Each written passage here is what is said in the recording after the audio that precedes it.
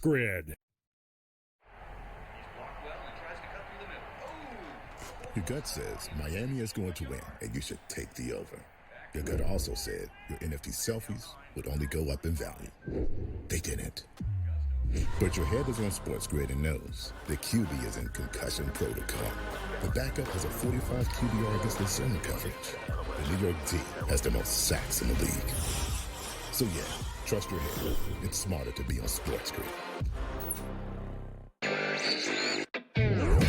Garrett Cole's getting ready to come back too. I guess this, look, they've played great without him, but you're not going to say to Garrett Cole, look, don't come back. I mean, it's a ridiculous conversation to have. They're not going to take any unnecessary chances.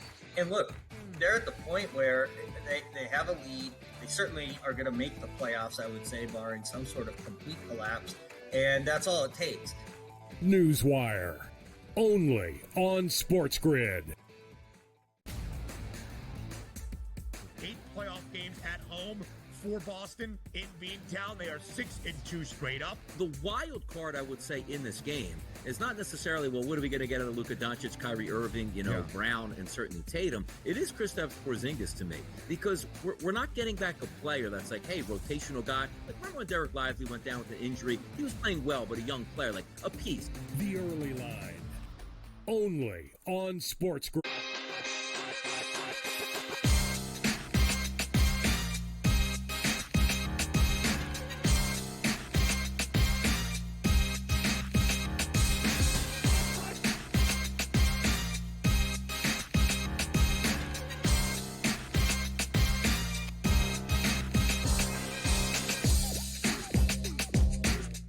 Welcome in. GameTime Decisions here on this Friday now, June the 21st. Want to thank you so much for hanging out with us here on this SportsGrid network. I'm Joe Raineri.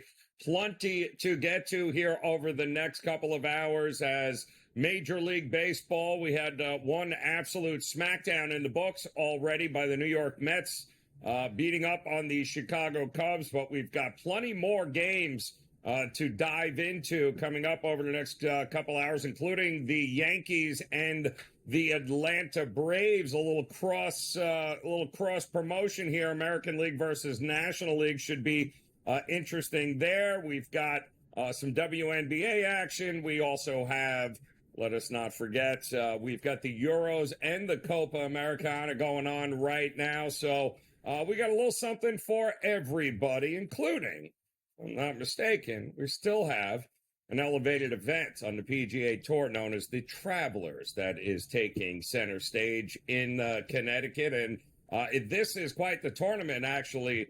It's turning out to be. You go from the U.S. Open to, I don't know, 6 under, 6, 7 under, maybe even more each and every round here, it appears. So this is going to be a fun one heading into Saturday and Sunday, with the leaderboard showing one Tom Kim up at the top, 13 under, shot another 5 under today, 62-65. Not a bad way to go here to start the Travelers. Colin Morikawa also right up the leaderboard here today with a 7 under, 63. And of course, you know who is lurking, it looks like, here with maybe a hole or two to play.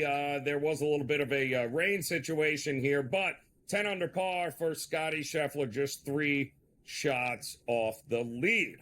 We're going to get Smiley Kaufman in here, who knows a little something about this golf course and, of course, this tournament here. And Smiley, business as usual, I guess. It must be nice, right? You go from the U.S. Open, where good luck shooting par, to this where it's 62, 63, 64. It kind of quite the contrast in a couple of weeks, isn't it?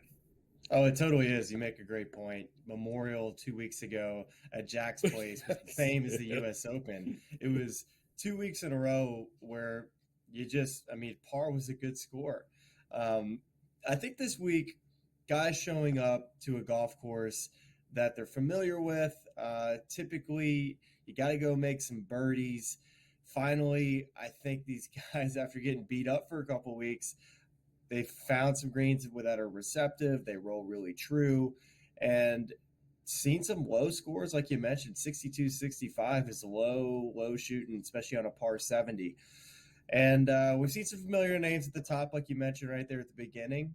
Scotty Scheffler off to a nice start. Xander Schauffele, Colin Morikawa, kind of been the three guys who've been playing the best on the PGA Tour this season. But Tom Kim's a guy who's been trending, so don't be surprised to see Tom Kim keep it going. But this golf course, to me, favors lefties. And Bubba Watson, for years, played so well at the Travelers Championship. Brian Harmon's another great player who's a lefty. But Akshay Bhatia, he's right there near the top of the leaderboard.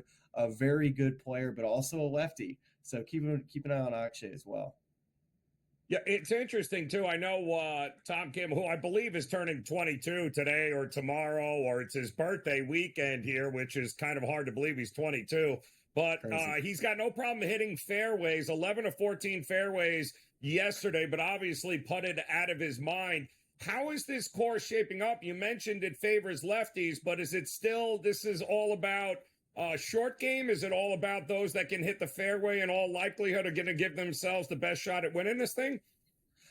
To me, this place is the being out here this week calling it for Golf Channel. The rough is up, so you definitely need to be in the fairway. There's some added fescue out on the property, so driving the ball is important.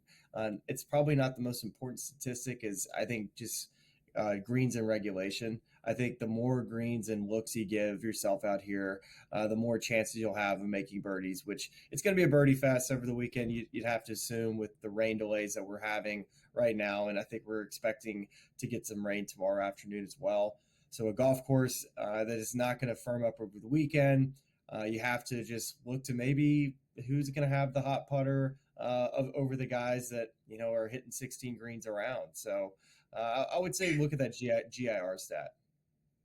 So it's I would have liked to have thought that maybe the early guys got a little bit of advantage. I was so excited to see Ricky Fowler at the top of the leaderboard yesterday, 1 under par here today. A little disappointing for him at 7 under par. But what's going to win this? What's going to win this? Miley, 20 under, 18.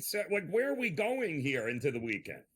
Yeah, I think you got to get in the 20s. I think you do. Wow. Last year, I think Keegan Bradley set the record at the Travelers Championship shooting 23 under, I think it was.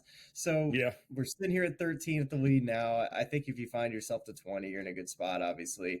But who knows? I mean, I think the weather conditions with the softer greens, I think get us all the way up there, considering we have 5 guys that are 10 under or more. So all you got to do is shoot 5 each day. I think somebody's going to do that. So what am I missing? I mean, Shane Lowry and JT Justin Thomas are just battling. They still have, it looks like, 4 holes to go. It looks like they finished through 14. Lowry's 8 under today, and JT 7 under. Are they just throwing darts out there here today? And will this continue into tomorrow, you think? You'd have to think so. They're off to a really nice start today. I just took a peek out my window to see if these guys are going to be able to finish tonight. 6:08 as it currently stands Eastern time. It probably stays light, maybe with the overcast, maybe till 8:30 today. So we'll see if they'll be able to get back out there. If not, tomorrow morning they'll be able to go finish their rounds.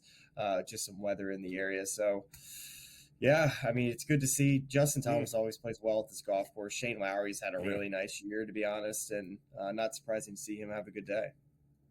Yeah, well, he's finally got the putter heading in the right way. If it's on with him. If the putter fails him, it has not been great here. But this looks like it's going to be just a tremendous Saturday and Sunday.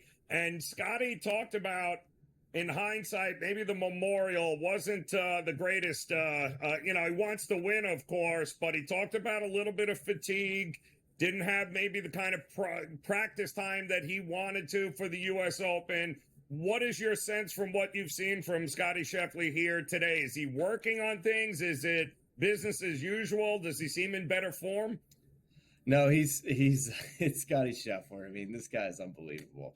I think the fatigue you speak of, though, it's interesting to note. And the way the signature events in the schedule have shaping up in the second part of this year, going Memorial, and Jack's Place being a signature event, to the U.S. Open at Pinehurst being a major, and then the following week here in Cromwell, Connecticut, also a signature event. That's 3 weeks in a row. These guys are used to playing 3 weeks in a row, but when you talk about the Memorial, which was I was there that week as well, and it was so difficult, so hard. It really was just a premium on ball striking and being able to execute some high level shots. And Scotty obviously was able to do that and win in Memorial, but you have to wonder if it took a little bit out of him at the U.S. Open, showing up very hot at Pinehurst, and then here at the Travelers, he looks good from what I've been able to see, and he's always going to hit it good. It's just a matter if the putts fall. Yeah, well, isn't that the story of our life, Smiley, isn't it? Looks great. Off the tee, as long as those putts will fall, we'll be good to go here. You're right. Well, there's a few guys that have them falling already. 13 under right now for Tom Kim. It should be one heck of a weekend, my man. Listen, you get some rest. It's going to be a long weekend. Enjoy the tournament. We appreciate you stopping by and sharing with us. And, of course, we'll see you again later on the week here on the SportsGrid Network. We appreciate it, Smiley. Enjoy, man. Smiley Kaufman here. The Travelers continues, and so do we here on GameTime Decisions.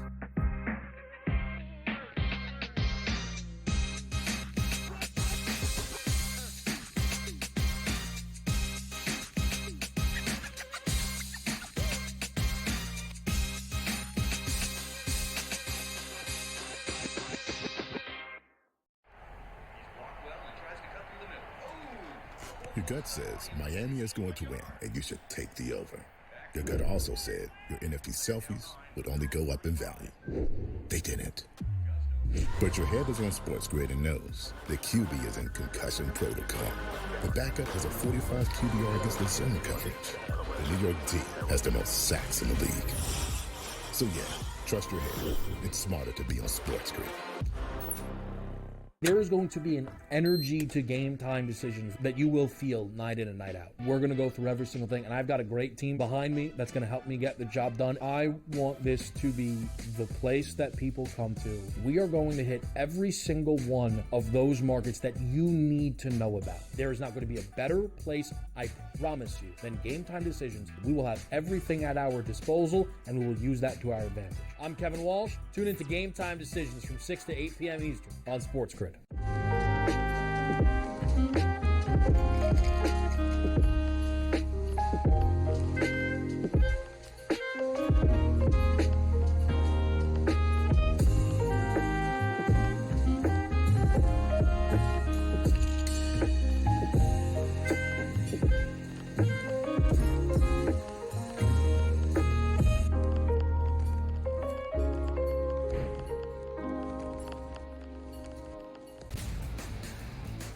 Rory Mack, it is going to be remembered. It will be a lasting image from the 2024 United States Open, just like Bryson DeChambeau's 55-yard bunker shot. We love big-time winners. Like, you win a championship, we want to hear from you. You get the stage. Sometimes it's emotional. It's a great watch. We know we also love the losers who said, you know what, I just can't believe I folded down the stretch.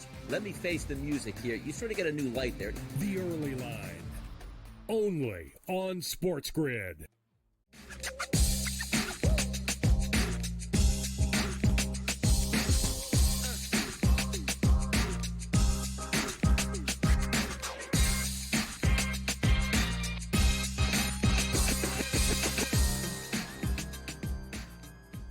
All right, welcome back in. Game Time Decisions here on the SportsGrid Network. A very happy Friday to you. I'm Joe Raineri. Appreciate you stopping by as we're getting ready for a loaded slate here tonight. Not just Major League Baseball, but we got a pretty big Game 6 in the NHL's. The Stanley Cup Finals will take center stage in just a couple of hours as Edmonton trying to force a Game 7 back in my neck of the woods here in South Florida. Cam Stewart knows all about that, as it should be an interesting game here tonight, Cam. I think we're going to learn a lot early in this one, and I think whatever happens early might determine maybe what happens late and who ends up winning this thing, my man. So What do you think we're going to get? I'm a big believer in if it ain't broke, don't fix it. First period under, second period over, and then let's just hope Florida has more goals at the end of it because I don't want to have to go to a game 7, Cam.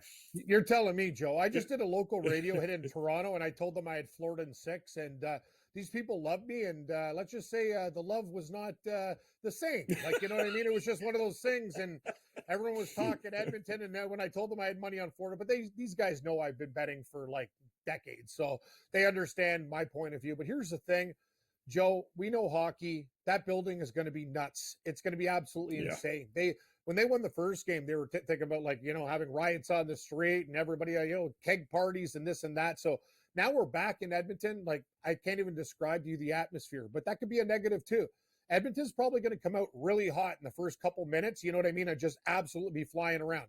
If they don't score a goal and Florida can settle themselves, I think that's very, very key in this matchup there. So I'm going to tell you, I'm actually taking Florida in the first period at plus 105 on the money line. If it's 0-0 or 1-1, it's a push. I'm not going to lay the minus half to plus money. I just want money line. Like, I don't know, because it could be 1-1, it could be 0-0, but I'm going to take that. I'm also taking the Florida Panthers, Joe. We talked about this the other day, and you know, it's tough doing a show with Morency. You know, all I hear is, oh, you know, this thing's going to game 7. And I feel like I'm fighting a battle alone, like with every show that I do right now, other than you, Joe. Like, we should be working together because everybody's like hating me right now. So I'm going to take the Florida Panthers in this game, and I have them to win in 6. So I got to die on my sword. If they win tonight, I hit everything. If not, then I told you, it's Edward Scissorhands time. I got to go to Ace Hardware and buy some massive hedges. Massive clippers to trim the hedges. Panthers, Oilers. I'm actually doing the contrarian. I'm going under 5.5 tonight. I think for Florida to win this game, I think they have to play a game where they shut everybody down. They got to score early, go up 1 or 2 nothing, and shut them down. Maybe win a 3-1 game, 3-2 game. So I'm going to go under. I know that's not a very popular play right now, but I really don't care. For Florida to win, they don't want to get into a shootout with the Edmonton Oilers. I can tell you that. They don't need no 6-5 game.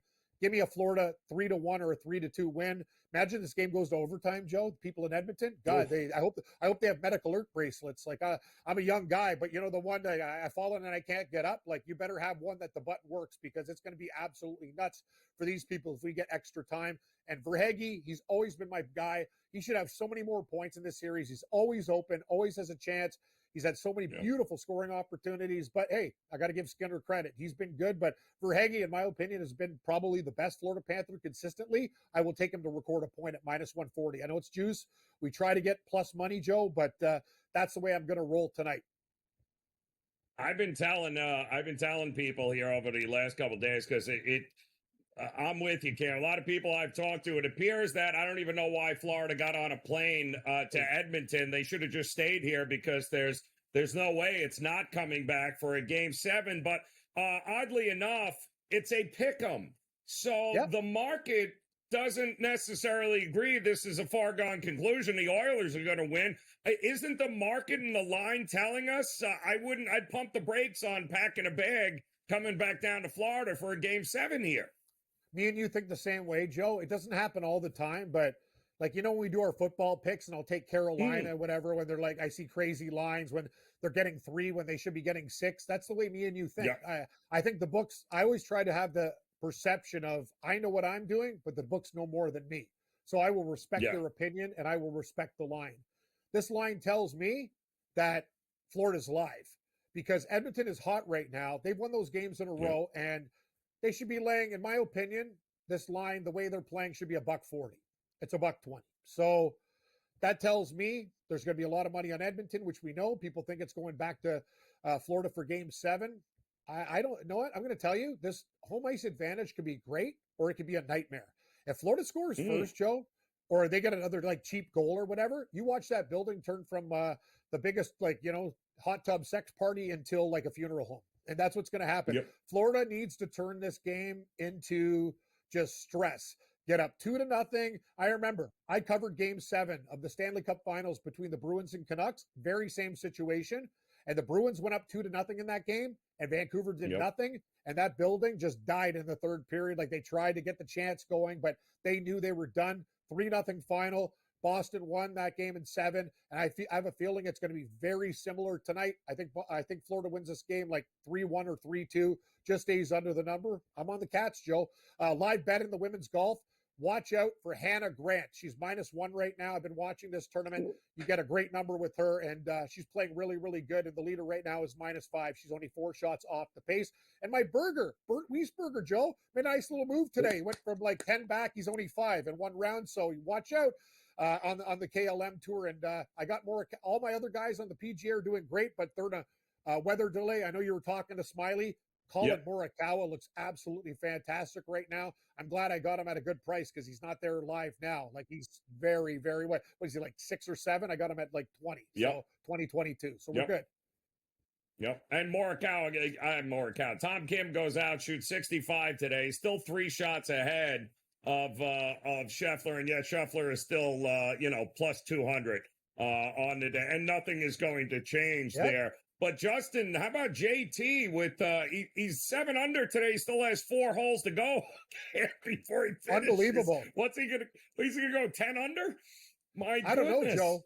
I gotta tell you though, I got off the JT train. It's one of those things like if you want to get in on now, because he's playing well, but he's disappointed me too many times. There's 4 rounds of golf. I think he's got a bad round in him, but all of our guys are surrounding the leaderboard right now, so I like my chances. I got Morikawa and a couple other guys inside the top 10, so let's rock. Let's do it, Cam. Let's cash those tickets, my man. Listen, there's money to be had here, Florida Panthers. Game Time Decisions will continue next on the grid.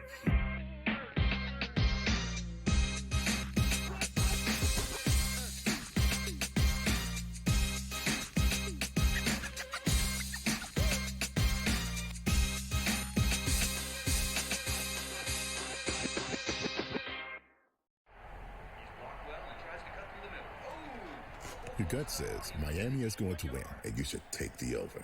Your gut also said your NFT selfies would only go up in value. They didn't. But your head is on SportsGrid and knows the QB is in concussion protocol. The backup has a 45 QBR against the zone coverage. The New York D has the most sacks in the league. So yeah, trust your head. It's smarter to be on SportsGrid. There is going to be an energy to Game Time Decisions that you will feel night in and night out. We're going to go through every single thing, and I've got a great team behind me that's going to help me get the job done. I want this to be the place that people come to. We are going to hit every single one of those markets that you need to know about. There is not going to be a better place, I promise you, than Game Time Decisions. We will have everything at our disposal, and we will use that to our advantage. I'm Kevin Walsh. Tune into Game Time Decisions from 6 to 8 p.m. Eastern on SportsGrid.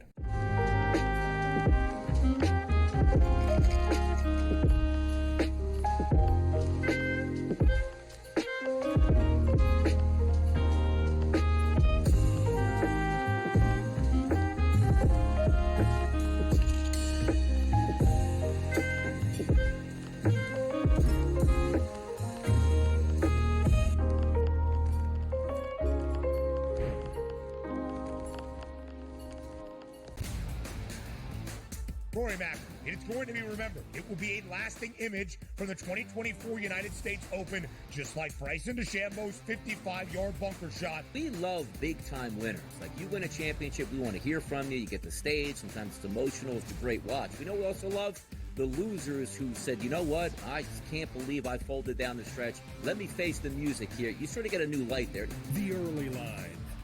Only on SportsGrid.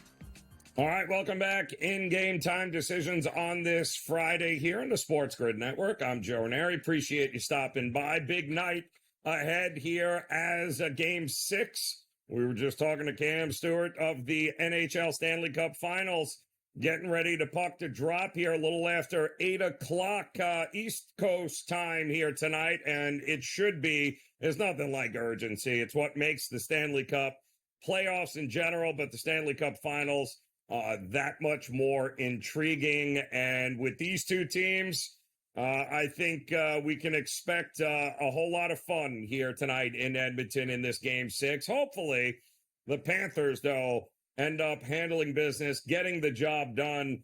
Otherwise, I'm going to have to go to a Game 7, and I really don't want to do that. Didn't work out well in Game 5. So hopefully the Panthers will get it done. Also, hopefully the Yankees will figure out how to get back on track here tonight, as we've got some intriguing weekend baseball matchups here. The Yankees will be at home taking on the Atlanta Braves, which is fascinating. Chris Sale taking on Carlos Rodon here, two lefties here who have done the job for their respective teams. Chris Sale has really been the ace for the Atlanta Braves staff so far this year. The bats, some people think maybe that that last series over the weekend, that maybe the Braves have figured some things out and the bats are starting to come to life. We already know the Yankees lineup is capable of scoring runs by the half dozen at a time. This is a pick 'em price in the Bronx with two of the best lefties up there. The Braves hit lefties well. The Yankees not as well, but they certainly know Chris Sale. 7.5 is what that total is hovering around. That's going to be interesting. Is it going to be a slugfest, or is it going to be a pitcher's battle here tonight? Looking forward to hearing what our good friend George Kurtz has to say about this one in the Bronx. That one coming up top of next hour. We did get an amazing, and it was over quickly here today, folks. A little matinee baseball at Wrigley Field, which is always great on a Friday. No better way to go. I mean, the Cubs had won finally a couple of games. The bats were coming to life. They had their ace Imanaga on the mound going up against Quintana of the mound. I mean, what could absolutely go wrong? Yeah, okay, 11-1. The Mets absolutely destroyed Imanaga and the Cubs here today in Game 1 of this weekend set.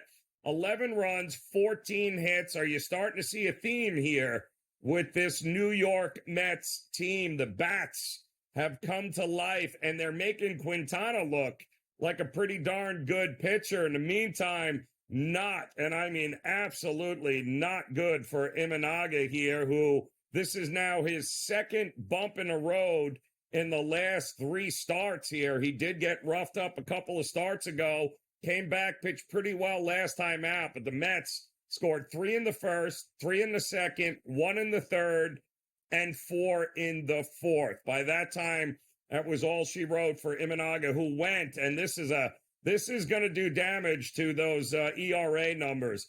3 innings, he gave up 11 hits, 10 runs, 10 earned. Only walked 1, struck out 3.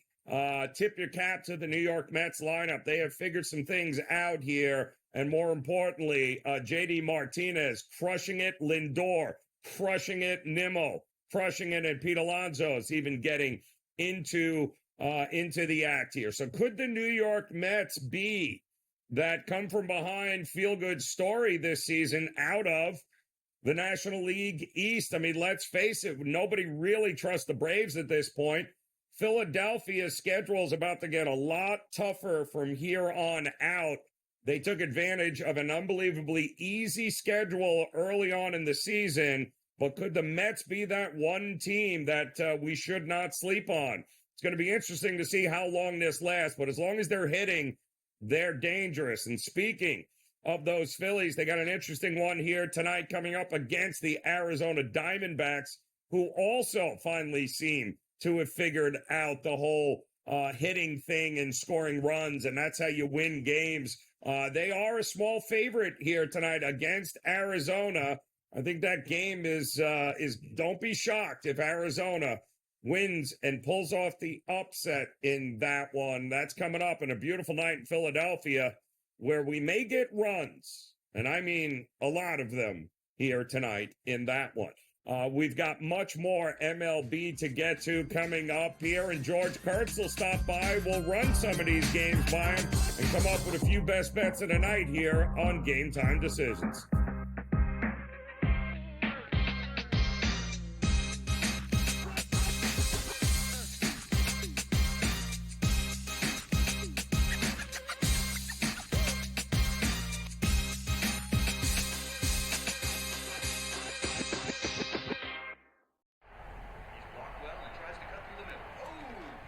Your gut says Miami is going to win, and you should take the over. Your gut also said your NFT selfies would only go up in value. They didn't. But your head is on SportsGrid and knows the QB is in concussion protocol. The backup has a 45 QBR against the zone coverage. The New York D has the most sacks in the league. So yeah, trust your head. It's smarter to be on SportsGrid. There is going to be an energy to game time decisions that you will feel night in and night out. We're going to go through every single thing, and I've got a great team behind me that's going to help me get the job done. I want this to be the place that people come to. We are going to hit every single one of those markets that you need to know about. There is not going to be a better place, I promise you, than Game Time Decisions. We will have everything at our disposal, and we will use that to our advantage. I'm Kevin Walsh. Tune into Game Time Decisions from 6 to 8 p.m. Eastern on SportsGrid.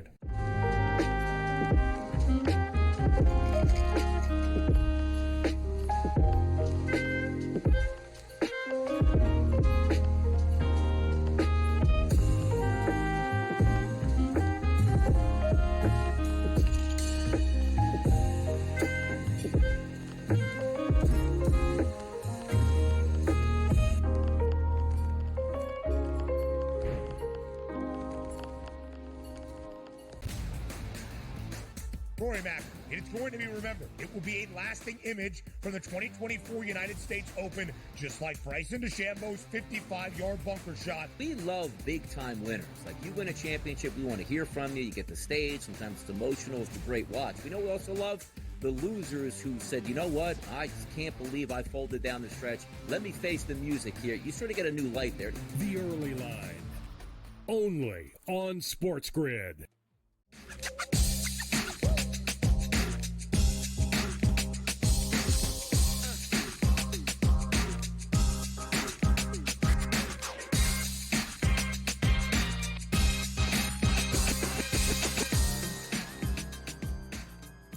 All right, welcome back in. Game Time Decisions here on the SportsGrid Network. A very happy Friday, getting ready for some great weekend series here in Major League Baseball. And we had what we thought might be a little more of a competitive game earlier today, except it was anything but, as the red-hot New York Mets trounced Imanaga and the Chicago Cubs. And we're getting ready for a couple of more series. A lot of these interleague spots here tonight, including one of the games coming up between the Rays and Pirates, which is going to be a little bit later. And this seems to have been all over the mark as we welcome in our good friend George Kurtz. And some of these interleague series, Kurtz, these lines have been all over the place.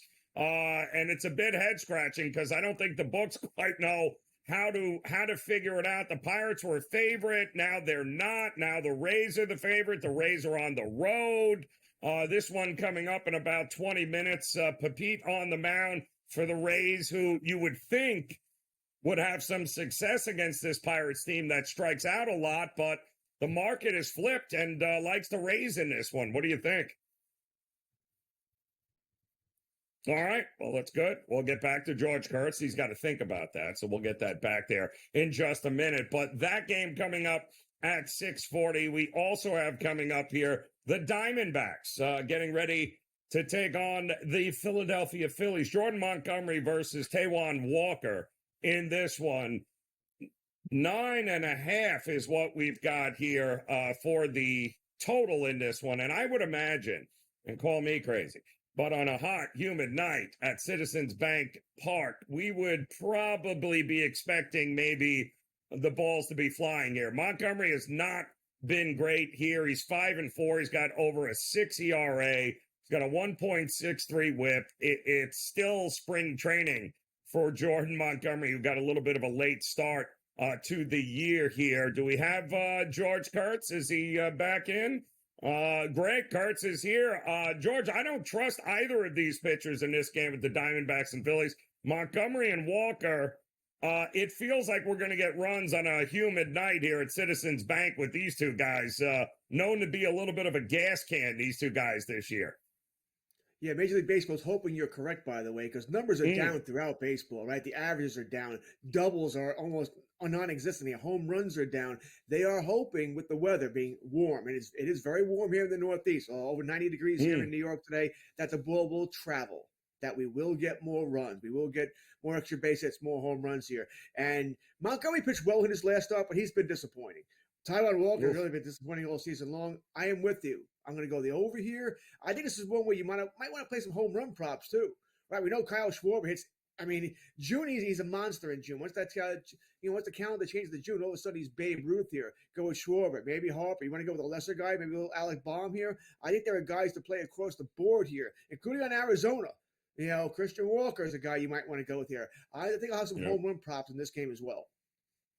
Yeah, I had asked you, it's kind of interesting, the interleague matchups here over the last couple of weeks. The books have been all over the map with some of these lines.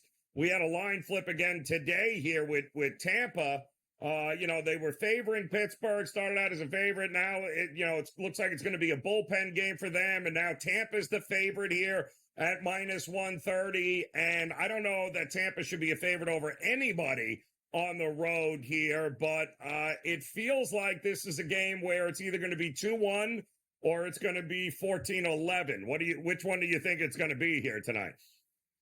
I think you already said it, why the line switched. They went to a bullpen game for Pittsburgh, right? So we don't know how that's going to work out. We know, not the greatest bullpen for the Pirates. Tampa Bay seems to have figured it out offensively a little bit, and that maybe because Arozarena finally showed up this week in Minnesota. All of a sudden, he's hitting. So maybe that's why they're hitting. I think Pepio will keep them in the game. So I don't see 2-1 happening because he's not dominant like that. I think you're going to get more of a middling game. I really want to take the over here. That's where I'm sort of leaning with the over. I don't love it. That's why I don't love the over. It's a little higher at 9 than I want. I think I got 8.5. I just saw now. So I was hoping for an 8. And I think we can get to 9. So I don't think I'll take it at 9 here. Probably going to take a small play on the Pirates here because, as you said it, I don't think Tampa should be minus 130 over anybody. But this is a game where, in all likelihood, you should probably just leave it alone. Yeah, it's very, very strong. Although they have been hitting the ball. That Minnesota series was interesting with Tampa. So maybe they've turned a corner with that lineup, but they strike out far too often for me to expect them to score a whole lot of runs each and every game. We got a hell of a pitcher's battle, at least early in this White Sox and Detroit game here. Fetty on the mound for the White Sox, taking on Flaherty for Detroit. And Fetty has been golden, just first 5, not full game. First halves, he's been really good because that's the only way you can get bet any of these pitchers on the White Sox is early in the game. But I really like Flaherty. Last time out, off the IL, he had a little stint on there, but he's been lights out this year. It feels like a K-prop kind of game, but how are you approaching it? If they had an award for most shocked that you'd be at a pitcher pitching well, it'd be Flaherty, right? Who saw this coming? Right? The Cardinals knew they would get this from Flaherty. They would have kept him, all right, with all the veteran starters they have there. Flaherty's been really fantastic this season other than the injury there. So hard not to like him, but I'm not laying 180 with the Detroit Tigers. And, Fetty's been good, too. He's been really good. Outside of Crochet there, he's been good for the White Sox. I kind of, I'm not betting this game, but if I was, I would take the plus money.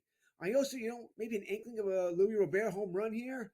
Kind of feeling that too. That's how I would attack this game. One of those two. You would take the plus money with the White Sox and pray that's one of the 2 games they win every week. Or maybe you go with the Robert anytime home run if you want to play that. If you have a good feeling about it. That's how I'd attack this game. There's no way I'm laying 180 with the Sox. I'm not putting them in a parlay too. I don't feel good enough about it. Yeah, no, I took the strikeout props and just laddered Flaherty because 6.5 I thought was a little low. I think he can get 7. I think he can get 8. I think he can get even 9 here tonight against this White Sox. I can play his total out. 16.5. Deep in the game. Yeah, absolutely. I think this is it should be at least early a good pitcher's battle. First 5 under, not a bad look in this one either. And then, of course, we have the Yankees taking on Atlanta here, Kurtz. The battle of lefties, Sale versus Rodon. It's a pick'em, so that we're going to get one of these teams at a great value. Which one is it, Kurtz, do you think? All I got to say about the Yankee lineup tonight is Jahmai Jones is not only starting, but he's batting fifth. Oh. Jemai Jones is batting fifth. I mean, it's Oh, Volpe, boy. Soto, Judge, Stanton, and then you got to be kidding me. You go down to Jones, LeMahieu, Trevino, Rice, Cabrera. Mm-hmm. The New York Yankees, that's your lineup, boys and girls. The roster construction on this team is terrible. That being said, the Yankees has some success against Sale. Judge does hit him well, but when two of your better batters here are left-handed, I mean, poor Ben Rice, right? You got third career start here. Go face Chris Sale, who's having a fantastic season. Hard not to like the Braves in this game. Kind of like the under as well. But does Rodon scare us after bombing last weekend against the Red Sox in Fenway? Still, I like the under and the Braves in this one. The Braves, however, don't play as well on the road. Still, Yankees are a mess right now.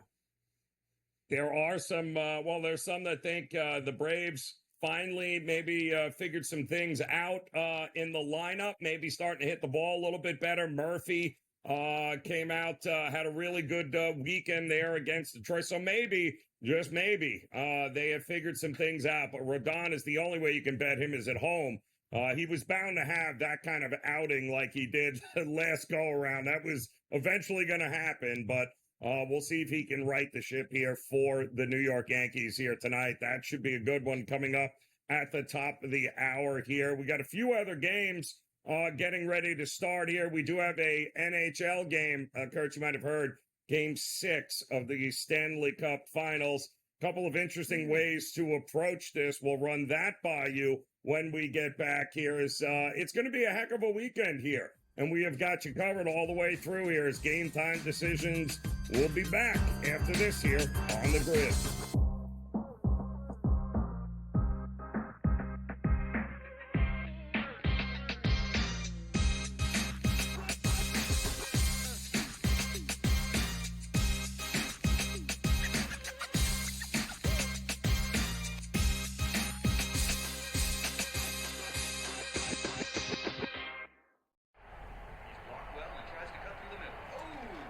Your gut says Miami is going to win, and you should take the over.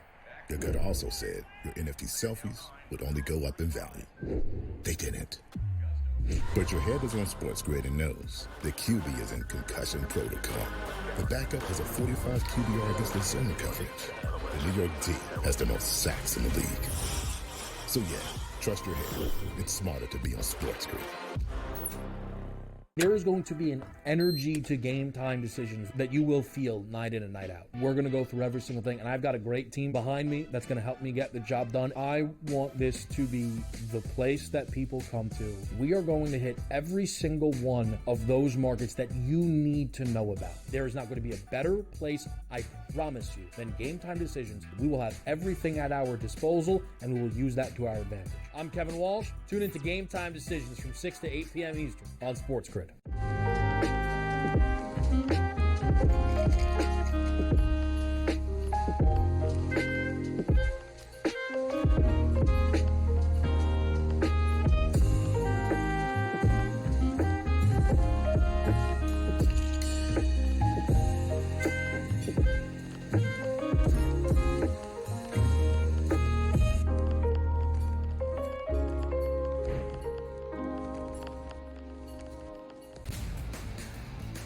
Rory Mack, it is going to be remembered. It will be a lasting image from the 2024 United States Open, just like Bryson DeChambeau's 55-yard bunker shot. We love big-time winners. Like, you win a championship, we want to hear from you. You get the stage. Sometimes it's emotional. It's a great watch. We know we also love the losers who said, you know what? I just can't believe I folded down the stretch. Let me face the music here. You sort of get a new light there. The Early Line. Only on SportsGrid.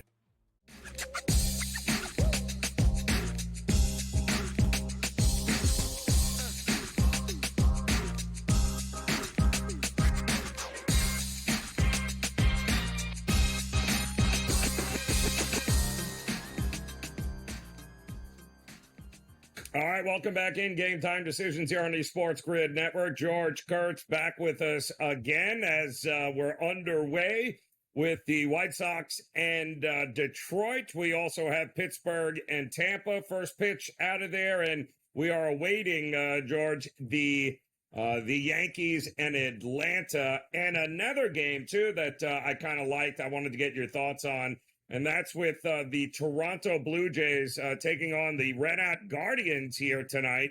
I looked at the over in this one. Carrasco going for the Guardians. Rodriguez called up from the minors to pitch for Toronto in this one. His time spent in the bigs, either a strikeout or a walk kind of pitcher there that they're bringing back up. That doesn't work well against a Guardians lineup at home. I felt like this was runs, more runs. First 5 over, full game over. I think this could be one of the more entertaining games of the night. What'd you think? I think it should be. So I'm certainly on the same wavelength as you here that we're going to get runs in this game because Carrasco, let's face it, at this point in his career, he's going to get hit. My only issue is, boy, how many times have we thought this with the Blue Jays, Joe? Yeah, and then they just stay egg. All right, no Bichette tonight as well here. But I'm with you. I think we're going to get runs here. So I'm going to go with them. I'm thinking about taking also as far as runs because they're Cleveland's team total here. So I think they'll score more runs. How about that? Yes. Blue Jays will here. So, yeah, I'm with you. I probably like Cleveland to win the game as well here. The Jays are that helter-skelter team that you just never know if they're going to show up tonight or not. No, that's shocker. I'll tell you also here, too, Kurtz, the 1-13 when Trevor Rogers starts. That's what the Marlins are. They've lost every one of his home starts. Kirby on the mound for Seattle. If it ain't broke, are we fixing it, Kurtz? I mean, I don't run to the window often to back, road favorites, but I'm laying 1.5. I'm laying 2.5. I'm going to the alt line. It's Trevor Rogers. If it ain't broke, don't fix it, Kurtz. Yeah, I wouldn't even be afraid of laying the 176, by the way. It is over my comfort zone by about a dime, but I'm not I wouldn't bother me. Kirby's going to shut this team down. I don't have much doubt about it. You know me, that's going to be one of my parlays with the Mariners here. But I like the run line as well here, and that's probably another way I'll take it straight up as far as that's concerned. But yeah, I mean, what am I, Professor Parlay here, Captain Chalk or Colonel Chalk, Corporal Chalk. I don't know if I get demoted or promoted on every show here, but yeah, give me the Mariners big time tonight. I never know. Yeah, up, down. I'm sorry. Latrine duty. I'm just sorry. 1-13 speaks for itself. They haven't yet to win a start for this guy, so I don't think they're going to start here tonight. The Red Sox keep smashing the ball here tonight against the Reds at the Great American Ballpark. I think both teams might smash the ball there tonight at the ballpark. The Red Sox are playing some old-fashioned, late 80s, 90s St. Louis Cardinals ball, running. Right, They've got guys who can run the bases. They put a lot of pressure on the Yankees this weekend. They kept doing it against the Blue Jays, and I think that's how they have to play. They don't have the big hairy monsters who are going to hit long home runs. I mean, O'Neill can hit some home runs, so can Devers, but they don't have that up and down throughout the lineup. But they are athletic and they can run. So I think that continues here. I think they're going to get runs in this game. So I'm going to go the over 9 here. I mean, the Reds are playing better as well. Candelario's back in the lineup tonight here. We're seeing it's pretty much a pick 'em game here. I'm going to go with the Reds to win the game, but I like the over better.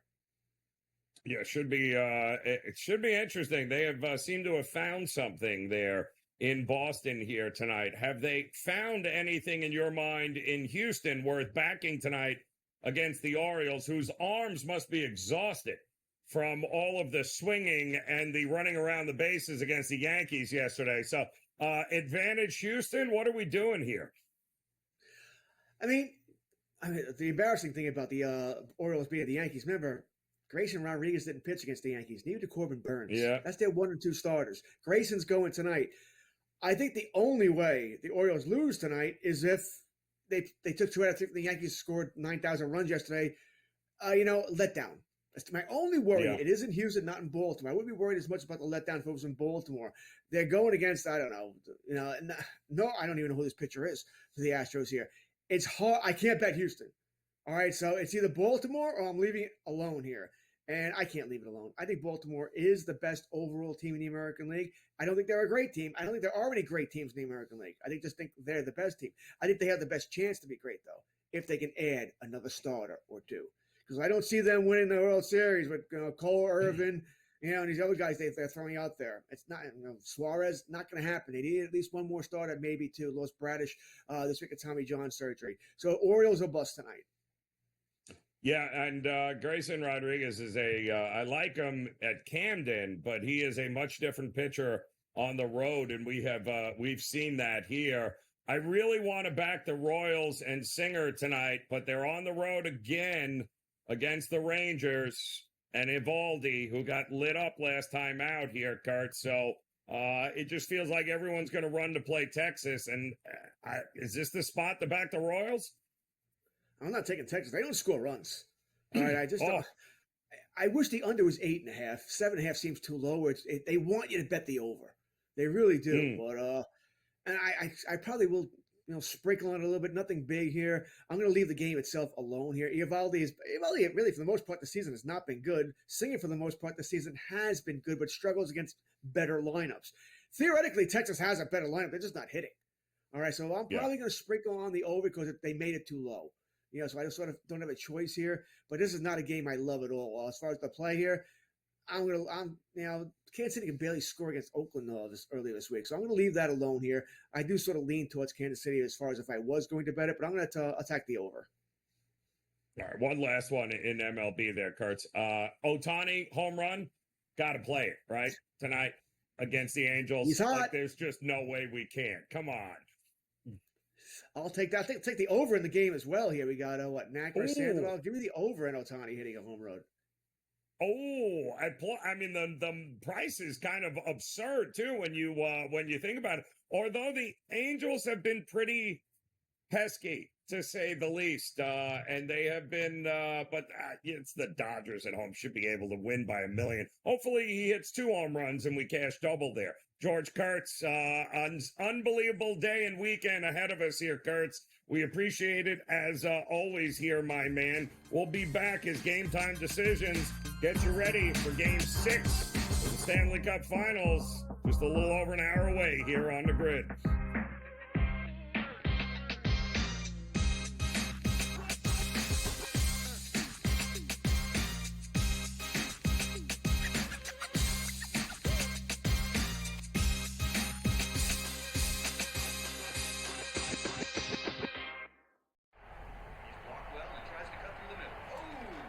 Your gut says Miami is going to win, and you should take the over.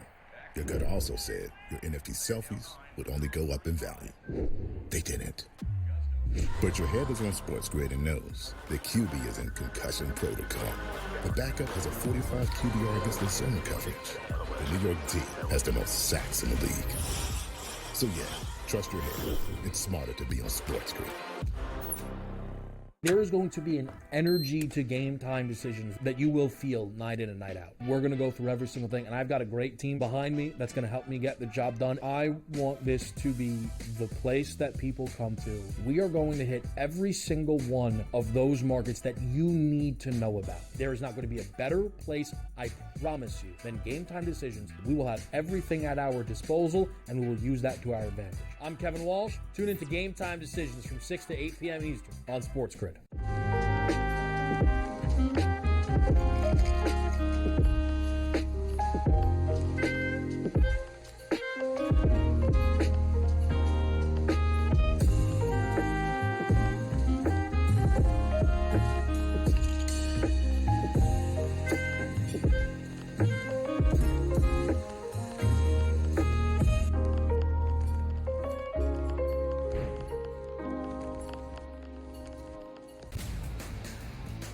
Rory Mack, it's going to be remembered. It will be a lasting image from the 2024 United States Open, just like Bryson DeChambeau's 55-yard bunker shot. We love big-time winners. Like, you win a championship, we want to hear from you. You get the stage. Sometimes it's emotional. It's a great watch. We know we also love the losers who said, you know what, I just can't believe I folded down the stretch. Let me face the music here. You sort of get a new light there. The Early Line, only on SportsGrid.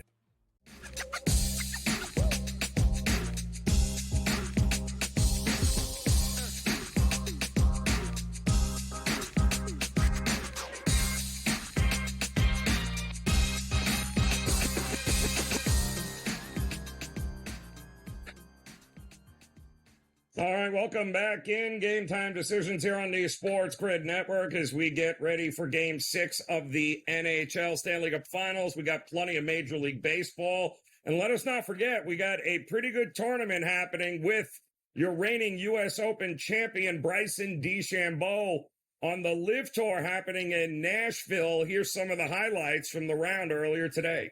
He won the International Series event in Macau in March, beating David Puig in a playoff. Here's a man with 9 career wins, 3 of them on the DP World Tour. 33 years of age from Sacramento, and he is making the most of his chance for birdie at 11 to get to 2 under par. His Majestics teammate Henrik Stenson, he is level par after this birdie putt at 9. Right after DJ at 3, it's John Rahm's Legion 13 teammate, Tyrrell Hatton, who's earned points in all 8 events so far this season.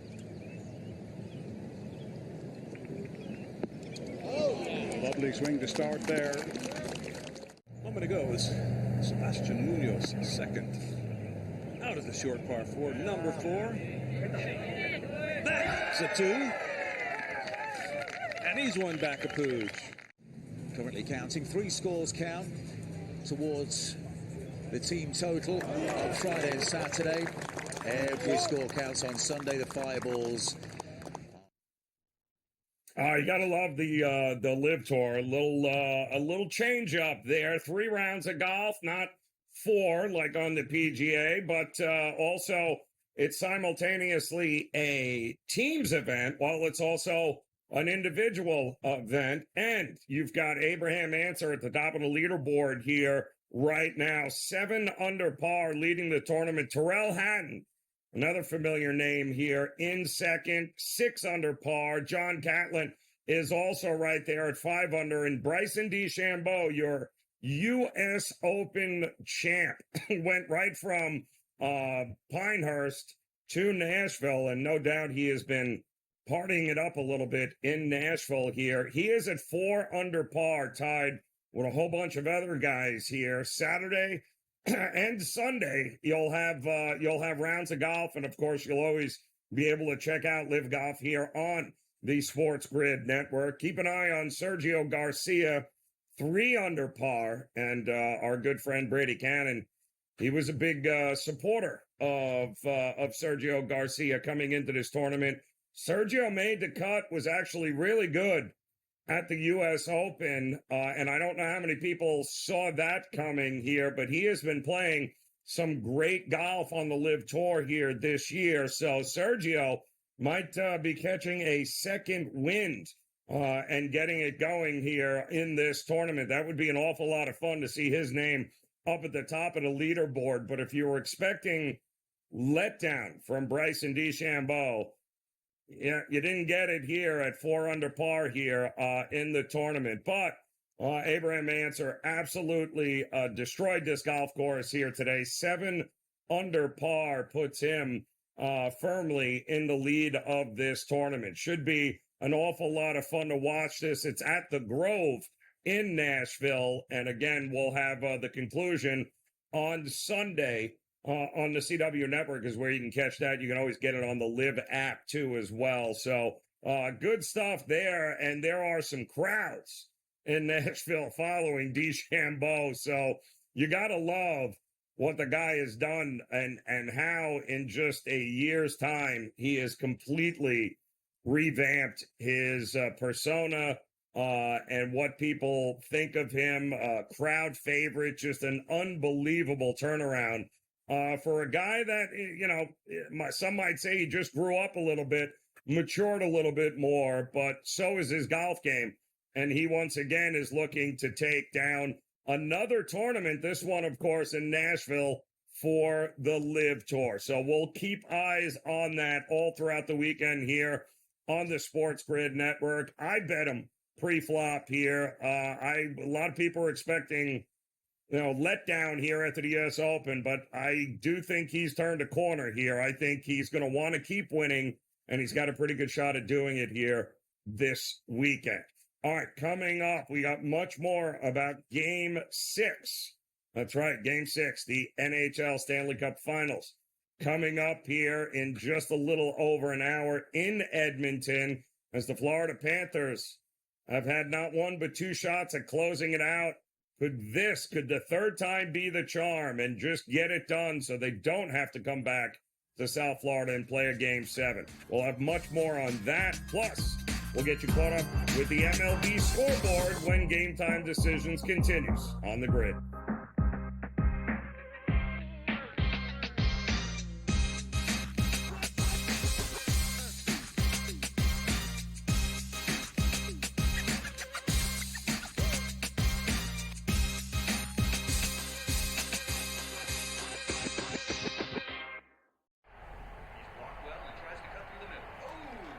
Your gut says Miami is going to win, and you should take the over.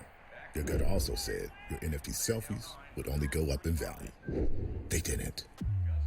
But your head is on SportsGrid and knows the QB is in concussion protocol. The backup is a 45 QBR against the zone coverage. The New York D has the most sacks in the league. So yeah, trust your head. It's smarter to be on SportsGrid.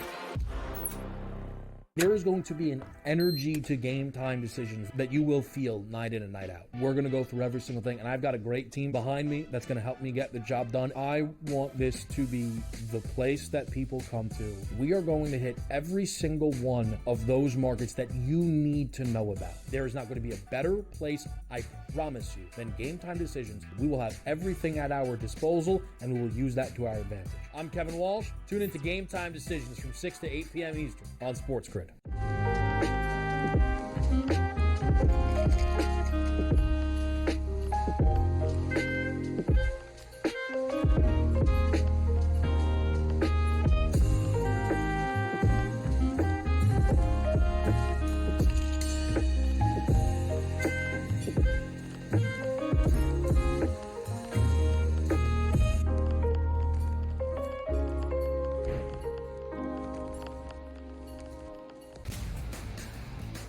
Rory Mack, and it's going to be remembered. It will be a lasting image from the 2024 United States Open, just like Bryson DeChambeau's 55-yard bunker shot. We love big-time winners. Like, you win a championship, we want to hear from you. You get the stage. Sometimes it's emotional. It's a great watch. We know we also love the losers who said, you know what, I just can't believe I folded down the stretch. Let me face the music here. You sort of get a new light there. The Early Line, only on SportsGrid.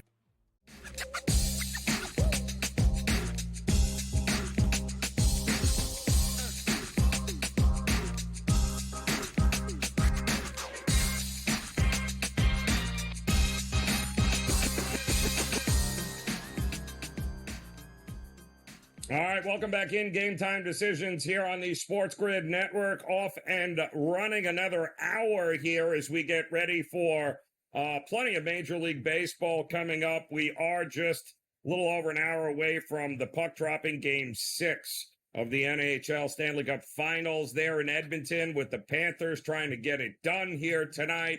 We'll have much more on that coming up, but we welcome in our good friend Mark Zinno, who's getting ready for a couple of these MLB games to get underway here. Zin, we'll get to the Yankees and your Atlanta Braves in just a second, but talk to me here, because this was on the early line today. If it ain't broke, don't fix it, Zin. When you're 1-13, your team is 1-13 when you start, and they've never won a home start of yours yet. I am not backing Trevor Rogers in Miami. I am backing Seattle. I don't often run to the window for home favorites like away favorites like this, but Zin, if it ain't broke, let's not fix it with Seattle and Miami, no? Yeah, and look, the thing is, you got to reduce the juice and cut this game in half just to get it. There's too much that can go wrong and quirky in baseball to lay minus 180, right? It's like the worst play in the world, but it's just not a game that a number that I want to get involved with. So you have Trevor Rogers here. We know how bad he's been. His ERA is over 5. You mentioned the fact that, you know, they're 1-13 when he starts, but not only that, he's only getting about 2 runs of support per start. So for whatever reason, Miami doesn't hit when he's on the mound. And it's not exactly like George Kirby is getting a ton of run support either. He's only getting about 3.5 runs of support per start, why his record is what it is. But you have to believe that Kirby's good enough to keep Miami in check for 5 innings, and he shouldn't allow more than 1.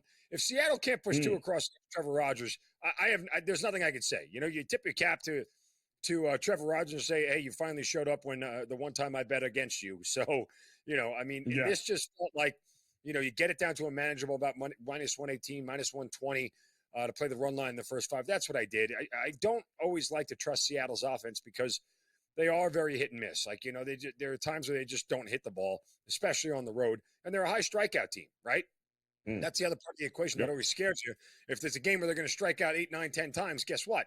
A third of the outs of the game already are guys not even putting the bat on the ball. So it's just it's tough sometimes to back them, but I just felt like against Rogers, this was a good spot to take advantage.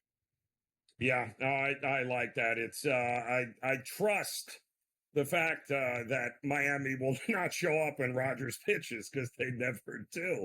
I also, believe it or not, I trust that both Toronto and the Guardians should be able to put runs on the board here tonight. Carrasco on the mound, Rodriguez going for Toronto. They called him up there, and his time spent in the bigs.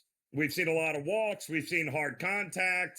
This ballpark, for whatever reason, on a hot, steamy, humid night in Cleveland, this should see some runs here tonight. How did you approach this game? I would only go Cleveland's team total over. I felt like that was the best way. Look, that number seemed a little bit short, which kind of scared me. Toronto just got swept at home by the Red Sox.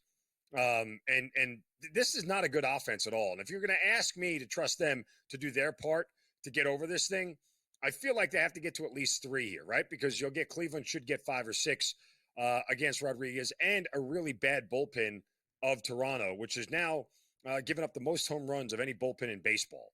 So you see the ball fly out of the park at Progressive Field this year. I just felt like I'd rather trust Cleveland for 8 at-bats, even though it's only 8 at-bats because you're probably not going to need the 9th to get to 5 runs here. I would go Cleveland over 4.5. Yeah, I mean, Cleveland has just been great series against Seattle coming out. They did lose a couple of games, ironically, in Toronto last week that they wish they could have back. So I do think there's an opportunity for them to exact a little revenge here. And what are we doing? Coin flip game? Is this really a coin flip game in the Bronx tonight with your Atlanta Braves and the Yanks? I mean, look, no, the answer is it's not.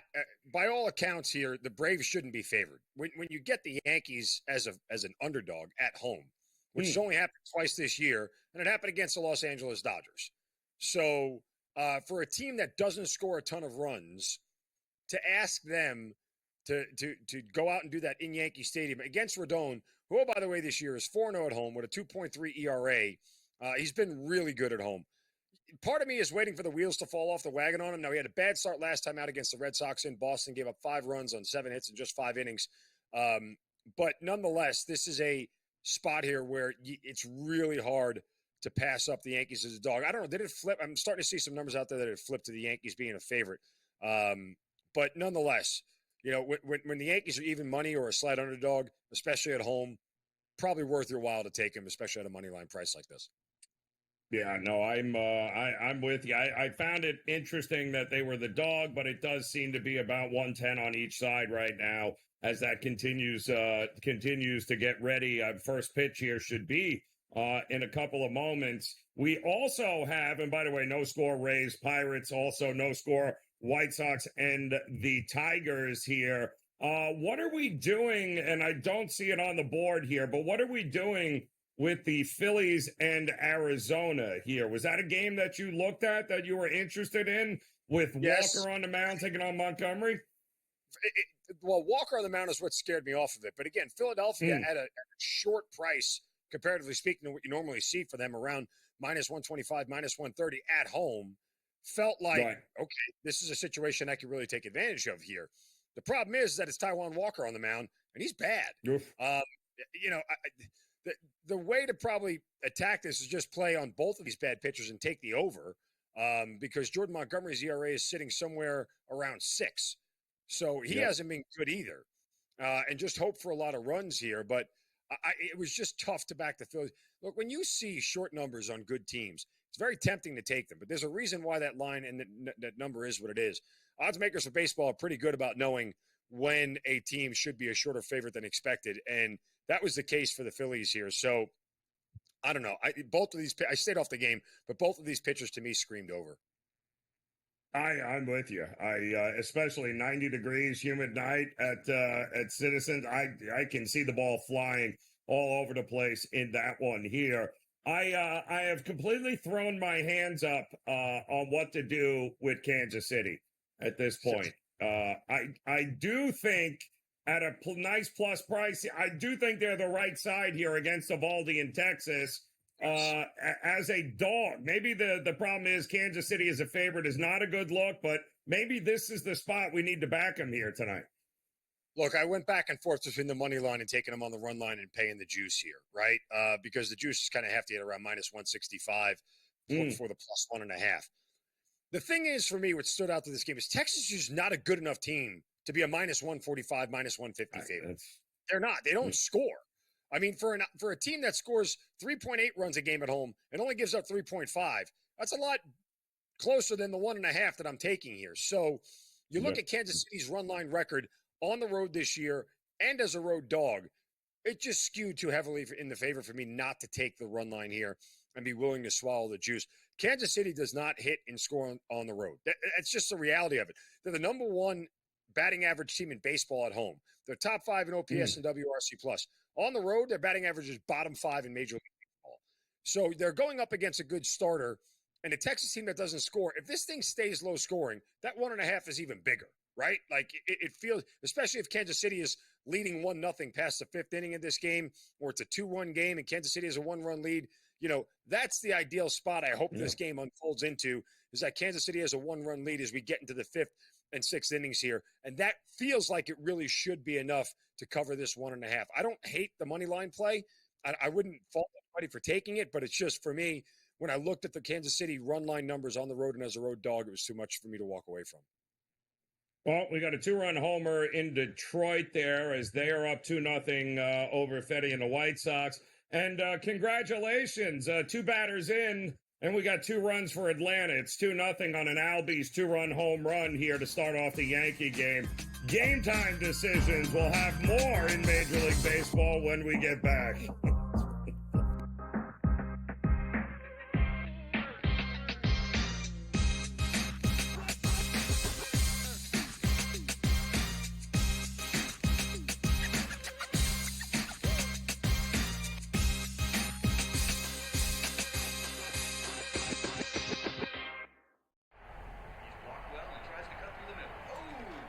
Your gut says Miami is going to win, and you should take the over.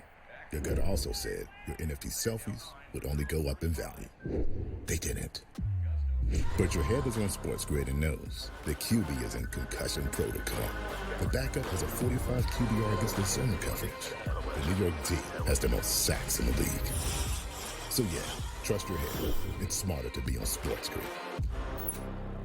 There is going to be an energy to Game Time Decisions that you will feel night in and night out. We're going to go through every single thing, and I've got a great team behind me that's going to help me get the job done. I want this to be the place that people come to. We are going to hit every single one of those markets that you need to know about. There is not going to be a better place, I promise you, than Game Time Decisions. We will have everything at our disposal, and we will use that to our advantage. I'm Kevin Walsh. Tune into Game Time Decisions from 6 to 8 p.m. Eastern on SportsGrid.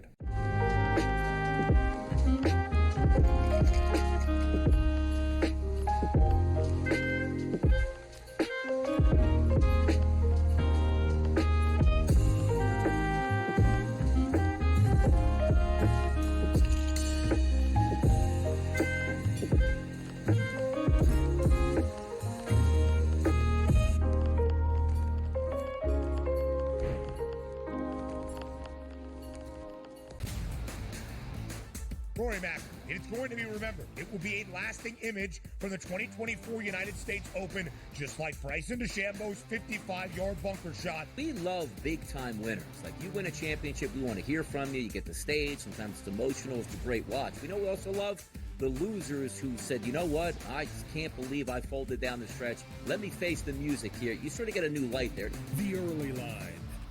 Only on SportsGrid.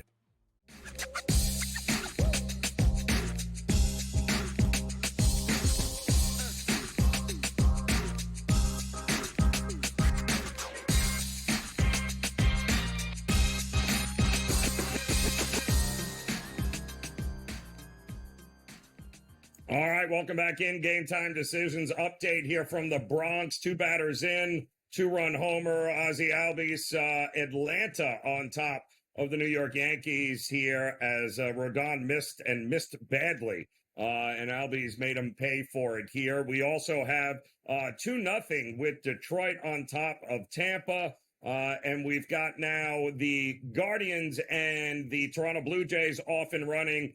Mark Zinno back here for another segment with us. Quickly, Zin, another game just started here that I liked was Boston taking on Cincinnati in another one of these interleague matchups. Are we stepping in front of this Boston train right now? By the way, just another home run that Rodon just gave up. It's 3-0. Riley. And he missed Austin Riley. Yeah, great. So there you go. As far as Boston and Cincinnati, I wanted to take Cincinnati coming into this game. You know, I really like Boston's won 5 in a row. I'm not sure Boston is that good. I don't know what to think of them. That sweep that the one I just mentioned last segment over Toronto kind of really impressed me. You know, I mean, they were hitting the ball, and they hit the ball well this year, both at home and on the road. So they're a better offense than a lot of people are giving them credit for. Surprising because they lost Verdugo and everybody else. And, you know, Cincinnati, I'm waiting for them to turn a corner. I still think that they are going to be a playoff team this year. But I wasn't necessarily a huge fan of Abbott starting tonight, Andrew Abbott, who last year got banged around a little bit. But, you know, his 5-6 record with a 3.4 ERA tells you he's not getting a ton of run support. The Reds got to start scoring runs here.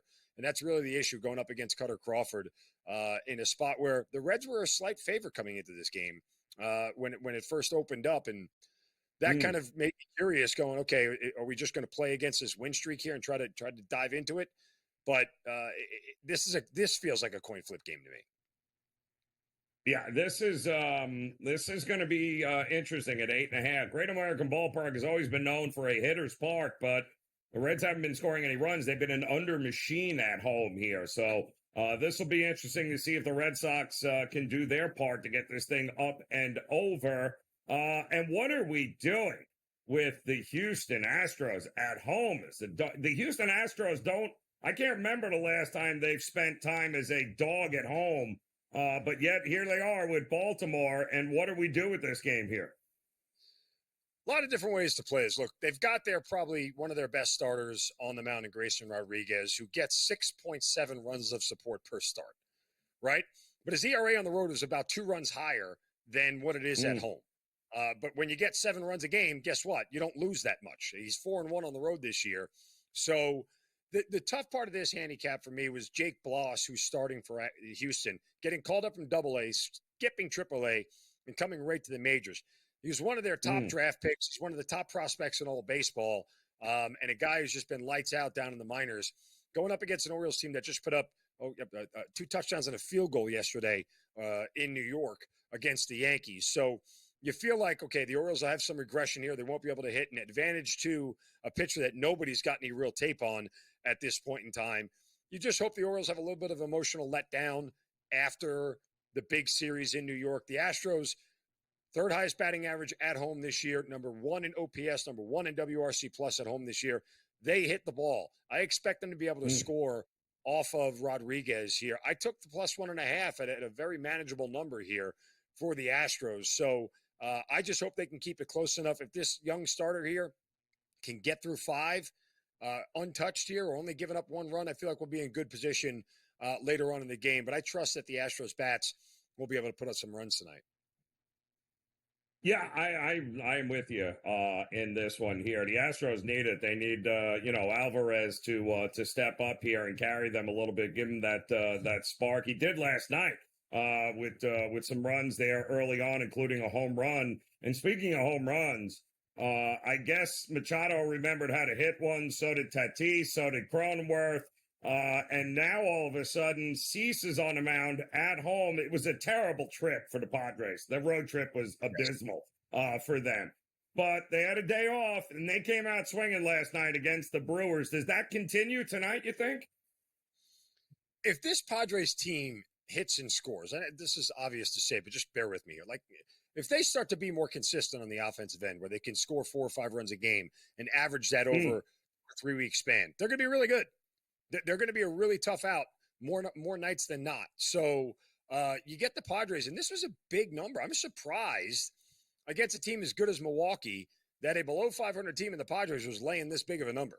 You know, for me, if I would have saw them as a minus 110, minus 120 favorite, okay, but minus 155? That's a pretty strong statement for a team going up against the Brewers, who are a little bit over 500 on the road this year. But I expect runs to be scored on both sides here, like we got last night. And I think we go over the total here again.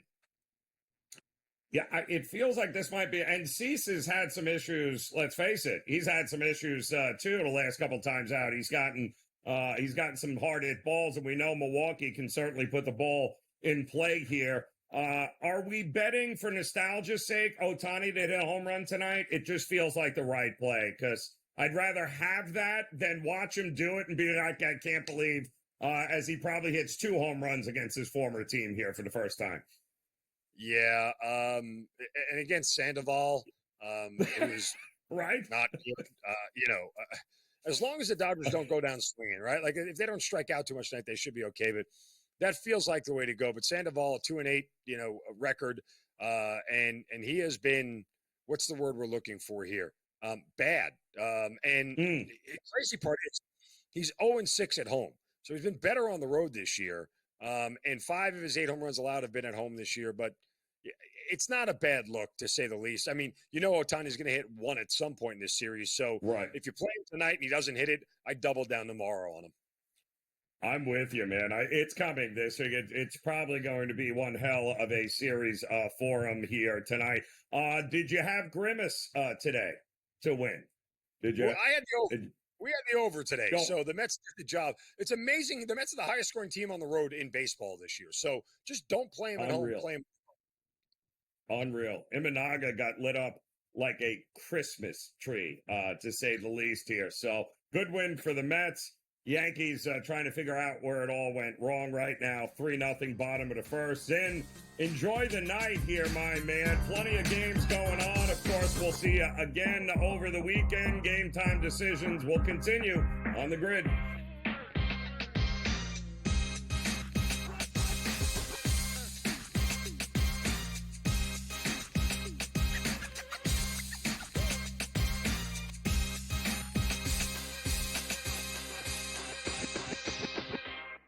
When it comes to betting on sports, injuries matter, and Sports Injury Central has you covered all year long with expert injury analysis and injury-based picks for the NFL, NBA, and MLB. Our former pro sports doctors have unmatched experience to analyze every injury so you know the impact of the player, team, and their upcoming matchup. Whether it's articles, podcasts, player insights, or our patented injury scores, Sports Injury Central will help you keep up with your fantasy team and make more informed wagers. So make sure you follow Sports Injury Central and gain an edge at sixscore.com.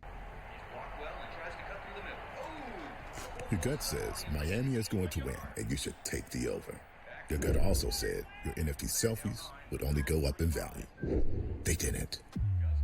But your head is on SportsGrid and knows the QB is in concussion protocol.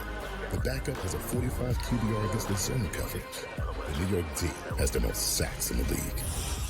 So yeah, trust your head. It's smarter to be on SportsGrid. Anyone that's been to a sporting event, the atmosphere before a game, I think Game Time Decisions has that same exact atmosphere. This is our arena.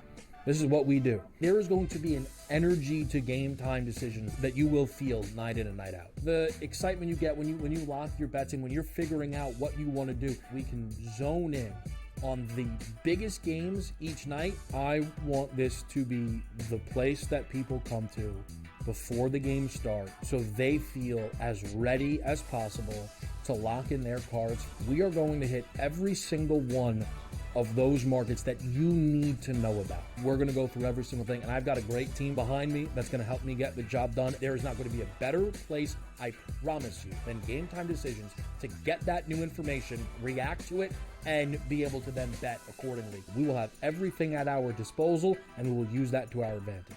I'm Kevin Walsh. Tune into Game Time Decisions from 6 to 8 p.m. Eastern.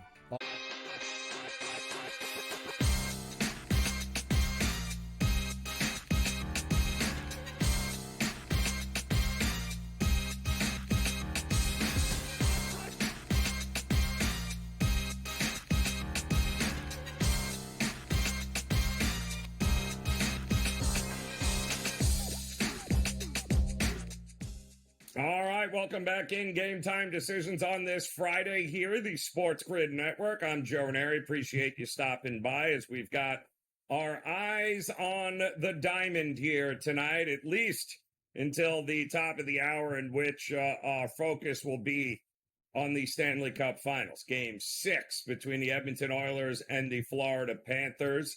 We'll have much more on that one, as will the Cup be awarded tonight in Edmonton to the Panthers, or will there be a Game 7 in South Florida in a couple of days from now? Should be a whole lot of fun. If you're a fan of urgency in professional sports, you'll have none bigger than tonight. It should be a good one. In the meantime, we're hoping some of these games turn out to be better than they're starting. If you're the New York Yankees, giving up 2 home runs in the top of the first to the Atlanta Braves and being down 3-0 is not a great start to the game, but that's where they find themselves here right now. Looks like Gurriel has just gone yard in Philadelphia to give the Diamondbacks a 1-0 lead in that game over the Phillies here. That game in the top of the second, rather. We do have also the Tigers on top of the White Sox 2-0, and the Rays have put 2 runs on the board against the Pirates here.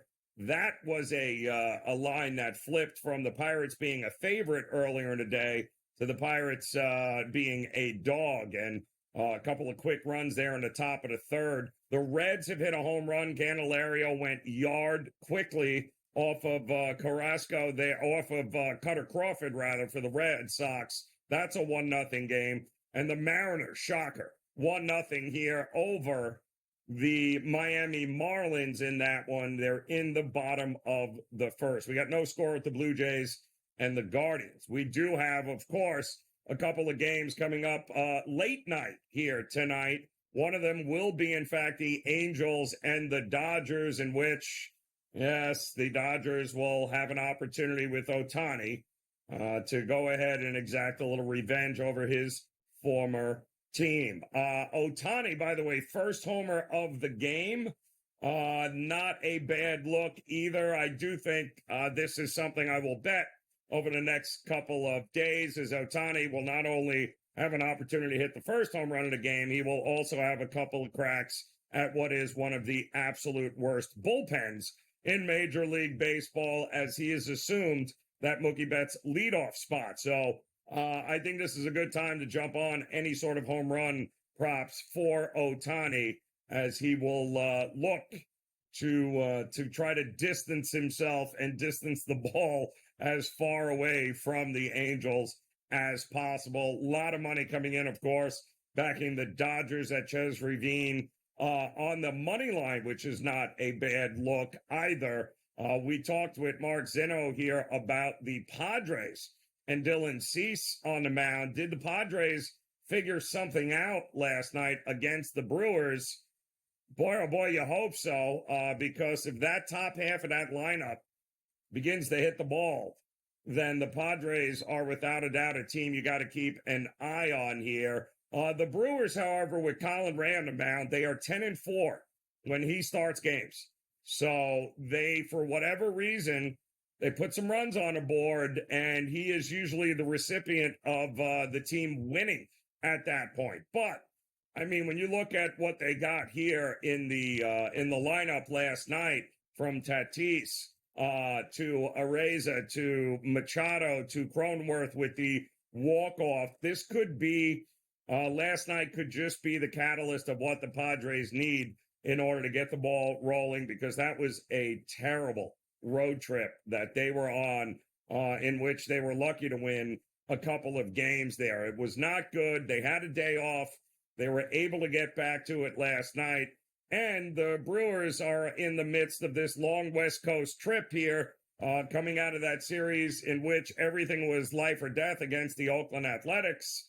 So maybe now would be the time to back the Padres here with their ace, Dylan Cease, on the mound. It looks like we've got it looks like Boston has just hit a home run to tie it up against the Reds. So we're 1-1 in that one, with Abbott on the mound for the Reds, Carter Crawford on the mound for the Red Sox. We'll have much more in Major League Baseball. We'll dive into some of the best bets for the NHL Stanley Cup Game 5. We'll do that with Dave Sherapan as Game Time Decisions continues on the grid.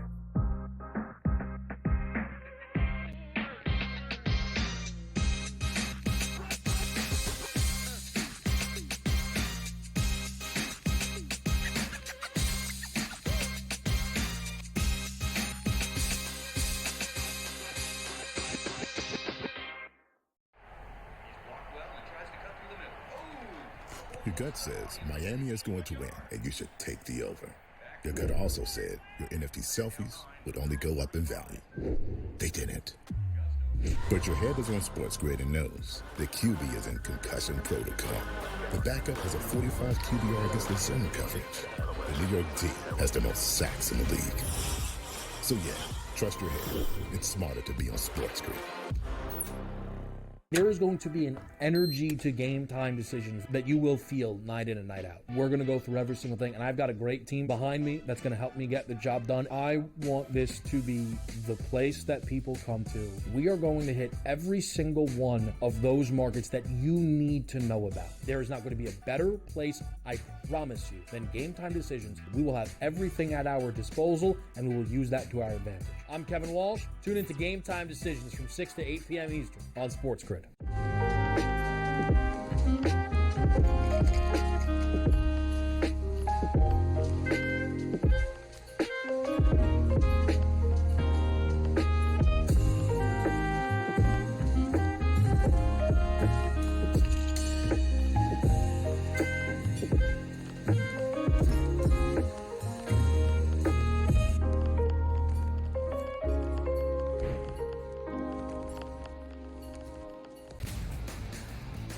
Rory Mack, it is going to be remembered. It will be a lasting image from the 2024 United States Open, just like Bryson DeChambeau's 55-yard bunker shot. We love big-time winners. Like, you win a championship, we want to hear from you. You get the stage. Sometimes it's emotional. It's a great watch. We know we also love the losers who said, you know what, I just can't believe I folded down the stretch. Let me face the music here. You sort of get a new light there. The Early Line. Only on SportsGrid.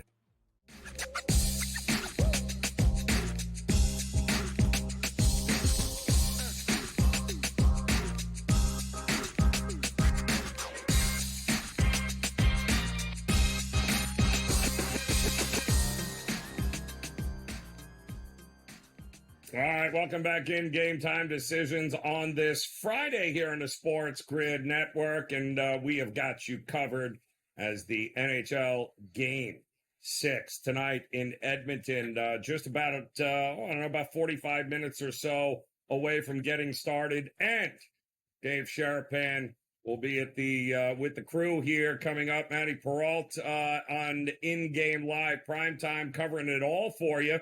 Plus a lot of great Major League Baseball games for some nice weekend series. And I'm a little shocked here, Sherapan, that I'm watching you wear a Tampa Bay Rays gear, and they are, if I'm not mistaken, they're playing your Pirates. Are they not playing your Pirates right now? This is true, Joe. Listen, for those of you watching in Pittsburgh, I haven't abandoned anything. It's nighttime in Pittsburgh behind me. Every show I come on. But sometimes in the book, you can't bet with your heart or where you're from. And this was one of those games today I looked at and I said, well, this is a play against the Pirates based on the starting pitcher who's already out of the game. They're into the bullpen game.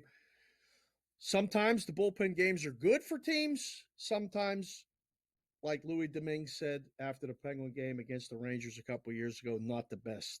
So tonight, not the best. Plus, Joe, I don't have any Panther stuff, and I'm going to be on with Peralt, and I didn't want to wear the Boston stuff. We all had enough Boston today with the parade and everything else. I said, we got to put this to bed. I'd like to put the Stanley Cup to bed tonight, too. Let's get your Florida Panthers. I don't want to be accused of I don't have any stuff, Florida Panthers. I do have Edmonton stuff. I didn't want to put it on, be accused of trying to extend this series and all this other stuff. So everybody that I've talked to today is on the Oilers, and, talked to a couple guys today on BVB, one of them being an odds maker here in town, and said, yep, this is one of those, the one set of group of people, respected money, whatever that term is on Florida, and everyone else is on the Oilers. Now, they've been right. They've been right. Doesn't mean the Oilers can't win. I just want to see a good game, Joe. I really want to see an under game. That's the type of game I'm hoping for tonight. We'll see. You know how I'm approaching this game here tonight. I think it is going to be rinse and repeat. There has been a few trends that we have seen come through in this series, and it's usually maybe a little slow start for the Panthers, low scoring first period. In fact, Dave, I believe that first period unders have been phenomenal this postseason. In the postseason alone, in games 6 and 7s, it's already 10-1-1 to the under.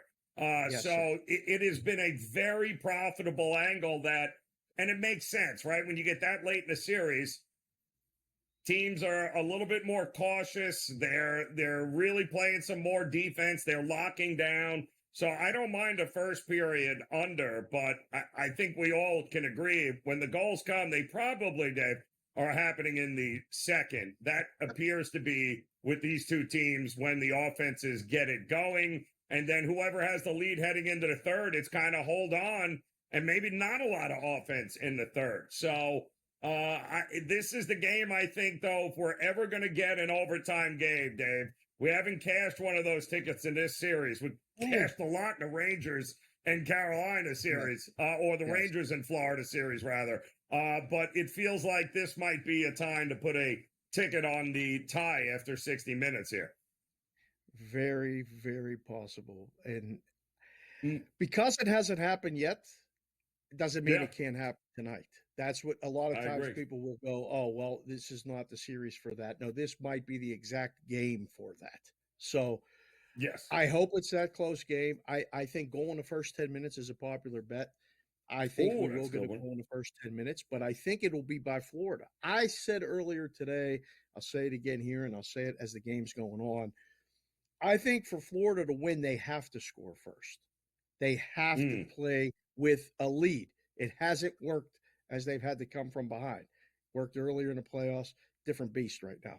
Edmonton's playing more physical. They're playing with more confidence, and they're causing Florida to get penalties, which tonight, Game 6, as you know, you were just talking about things that happen as the series goes on. We should see less penalties. This is where the referees go, you know what? Let the players decide this. There has to be an actual something that all 18,000 people in the building can see and every, camera can see. So whether that's too many men on the ice, an egregious slashing or hooking call, I think you're going to see a lot of things get let go tonight, which leads me to the under as well.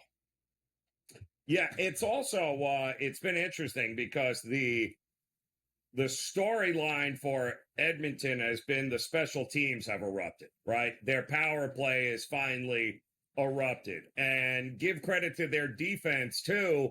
Their defense has just absolute 1 for 16, I think Florida is on the power play in this series, right? They've been absolutely terrible. Almost a 94% kill rate for Edmonton. It's been great. And these last two games have been all about shorthanded goals, the power play goals, man advantage goals. You know what it hasn't been about for Edmonton? And you know who has dominated the 5-on-5? It's been Florida. Florida's goals are all 5-on-5. Florida owns them. So if it is true, Dave, if it's less whistles tonight, then it is absolutely advantage to Florida. They have dominated the 5-on-5 in this series over Edmonton. It's when those man advantages come that things get a little bit crazy here. But it almost feels like at this point, you got to bet an anytime goal for David, right? McDavid's got to have one, no? I was just going to say the thing that could overcome that, all of that 5-on-5 is Connor McDavid. And he's got a bunch of props here. I mean, to score a goal, to record an assist, almost all of them feel like they're going to hit. Maybe that might be a bit much with recording 3 points, but getting 2 points seems like an automatic. The Conn Smythe is all but over.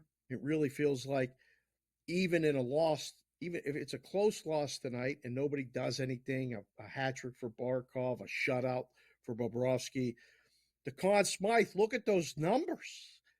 This has been, they've had an extra day off to, get to Edmonton from Florida and travel and all that stuff. It went to minus 440. Yeah. The guy's trailing crazy 3 games to 2. I don't remember ever seeing this. So I don't know if I 100% agree with it, but I don't even know who to make a case for Florida if you're going to take a stab at one of those numbers. It was Bobrovsky before the series, and it kind of morphed into when he got pulled in that game. That's where all that talk started in Game 4. Literally, while the game was going on, the numbers were moving. And tonight, Joe, this could be his, home legacy game. Again, an elimination game. He's been so good. We might be talking about Connor McDavid for a couple more days if Edmonton can win. Yeah, and if he doesn't, it'll be an interesting conversation with, let's see, is it Bobrovsky, the next guy up? Can Bobrovsky do enough in this game to win it if he stands on his head like he did in Game 1? There is, it's close to one way or another being Connor McDavid, but if the Panthers do win, I think if it goes to a Game 7, just give him the award.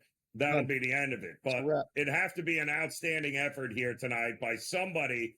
And I do have this sneaking suspicion that Tkachuk has finally gotten it going for the Panthers. He's had, in losing efforts, he's had 2 big games here with a couple of goals, been involved in goals, getting his shots off. We haven't heard from him in this series, and it feels like maybe tonight could be the night, Dave. He's creating space. You're looking. He's creating space. That's what he's doing. Big time. Yep, big time. So still one of the best saves I've ever seen in an empty netter. We'll be back. Game Time Decisions here on the Grid.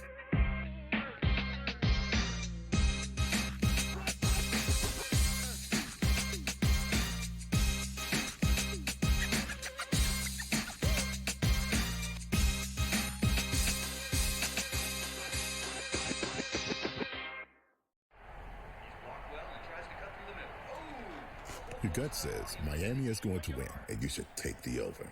Your gut also said your NFT selfies would only go up in value. They didn't.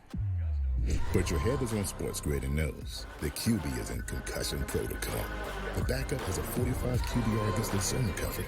The New York D has the most sacks in the league.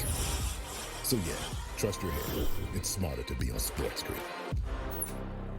There is going to be an energy to Game Time Decisions that you will feel night in and night out. We're going to go through every single thing, and I've got a great team behind me that's going to help me get the job done. I want this to be the place that people come to. We are going to hit every single one of those markets that you need to know about. There is not going to be a better place, I promise you, than Game Time Decisions. We will have everything at our disposal, and we will use that to our advantage. I'm Kevin Walsh. Tune into Game Time Decisions from 6 to 8 p.m. Eastern on SportsGrid.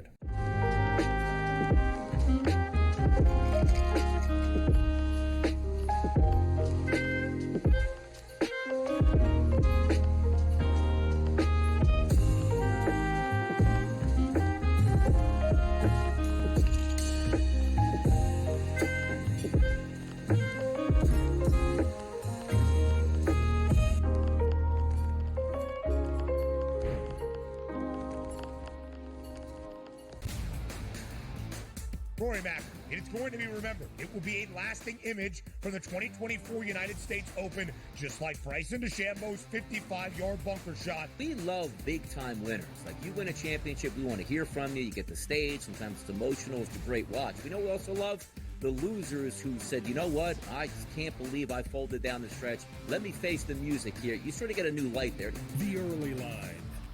Only on SportsGrid.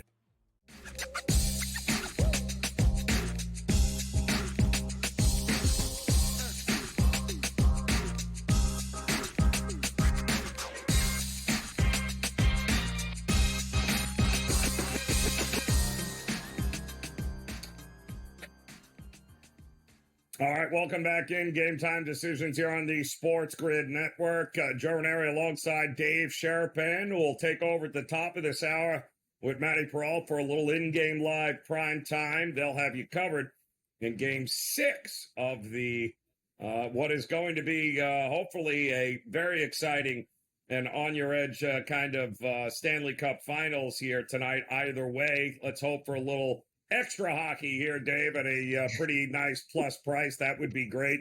And eventually Florida winning the cup would be absolutely fantastic. The same cannot be said, though, for some of these other teams here tonight. The Diamondbacks are up 4-0 over Philadelphia right now, Dave. They have come out swinging. I did like the over in this game. Another one of these hot, humid nights in the Northeast where you got Arizona absolutely swinging the bats well. We know Philly, Montgomery hasn't been great, but neither is Taijuan Walker, and we knew that. So it felt like an over kind of game, but 4-0 is kind of crazy, no? This early? It's becoming one of those things where when a team is really good like the Phillies, there's certain times that guys that are betting baseball on the regular look to go against them, because that old adage where every team wins 60, every team loses 60, it's with those ones in between, those 40 games in between that you do. Well, the 40 games in between that Walker pitches, a lot of guys that I know are like, they like to bet against the Phillies. So when they hear you like the dog, a lot of times they like the over. Things are really heating up. It's going to be 109 here in Vegas pretty much all weekend. There's this big heat advisory. It's really hot outside, and it's heating up everywhere. You know, I saw that parade in Boston today. It was in the mid-90s in Boston. Yeah. Cam was on with us last night. He said it was 100 degrees in Toronto. As that happens, this is that month where overs go over more than unders. So yes, the pitching matchup led you to believe that, we probably look to bet the over in Philly. Another one you look to bet the over is the White Sox at Detroit. We're on pace already there. I don't know. Atlanta already out to a big lead against the Yankees. One of those situations where is this the bad stretch of the Yankees? Is this coming off the Baltimore series? They got to go. They play Atlanta at home. They see Sale, who career-wise, when Sale was in Boston, they hit him pretty good. So maybe another over. I don't know. Might be time to bet the Yankees plus 3.5, Joe. That's what I'm looking at right now. Well, I've never seen this before, David. I've seen it in Tampa because, that roof in that stadium sometimes comes into play where the ball, hits the ceiling somewhere and it drops down. Okay. Well, I don't know who's playing left field for Atlanta, but Hill hit a ball into left field. He ran all the way to the wall like he was going to have to jump over it and catch the ball, only to realize it was about 20 feet short. And then he had to run all the way back in to catch. I don't know what that is in left field at Yankee Stadium, because I'm pretty sure it didn't hit anything, but apparently that was a misjudge like I have not seen. The Yankees just scored a run because of it. It is now 4-1, but that was a very strange situation there at the Bronx here. 1 hit, 1 run, end of second here, 4 runs, 2 home runs in the first inning is pretty much the story of this game off of Rodon so far. We are about, it looks, to get some runs in here. I believe Toronto and Rodriguez just walked in a bases loaded run, and it doesn't look like there's anybody out here with the Guardians, and that is going to be interesting. I did like the over in that one, too, Dave. Didn't trust Carrasco or Rodriguez. And I thought the Guardians on a hot, humid night would be able to put the ball into play and get it going there. I also think, and call me crazy, but are the Rockies live tonight? Yep. It feels like they might be the side here with Hudson going against another bullpen situation here for Washington. Am I crazy thinking that they could be? Washington's one of those teams that it's really hard to price right now because they're playing above expectation, but how much longer will they play above expectation? So kind of surprised to see Washington on the road a favorite. And I went, nah, that had to be one of those first ones that you kind of grab maybe at least an initial position on the dog. If they get a lead, you can maybe flip-flop and take a 1.5 or something on the other side. But yeah, at first blush, it was Colorado. I don't know. Another one where you got a road favorite was Baltimore and Houston. I love what Baltimore's doing. I love how they played in Yankee Stadium and thought, all right, that one, should that be that high? And then you look at the pitching matchup and you go, yeah, that's probably justified. So I think Baltimore's the side there. That might be one of those teams that you play on until further notice rather than a team like, I don't know, go through the list. It might be a team you play against. Well, obviously it's Miami. They're down to Seattle. I told you I was going to wear the Miami stuff to kind of represent Florida and Miami, and I couldn't wear the Marlins stuff because I looked and said, no, not tonight. Seattle's the side. Can't do it. You can't do it. Absolutely ridiculous. Cannot do it.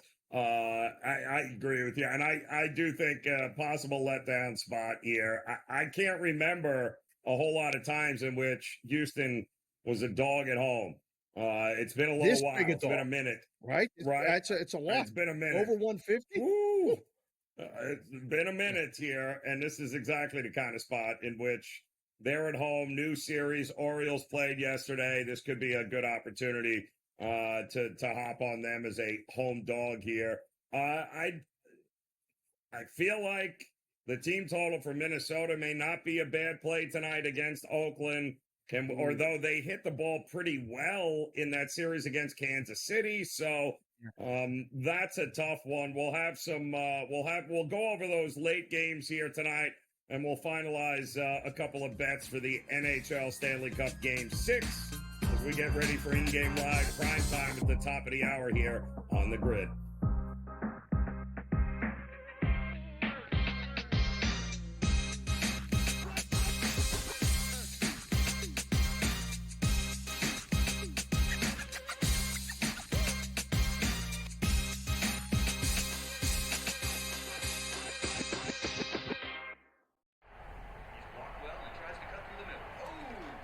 Your gut says Miami is going to win, and you should take the over. Your gut also said your NFT selfies would only go up in value. They didn't. But your head is on SportsGrid and knows the QB is in concussion protocol. The backup has a 45 QBR against the zone coverage. The New York D has the most sacks in the league. So yeah, trust your head. It's smarter to be on SportsGrid. There is going to be an energy to game time decisions that you will feel night in and night out. We're going to go through every single thing, and I've got a great team behind me that's going to help me get the job done. I want this to be the place that people come to. We are going to hit every single one of those markets that you need to know about. There is not going to be a better place, I promise you, than Game Time Decisions. We will have everything at our disposal, and we will use that to our advantage. I'm Kevin Walsh. Tune into Game Time Decisions from 6 to 8 p.m. Eastern on SportsGrid.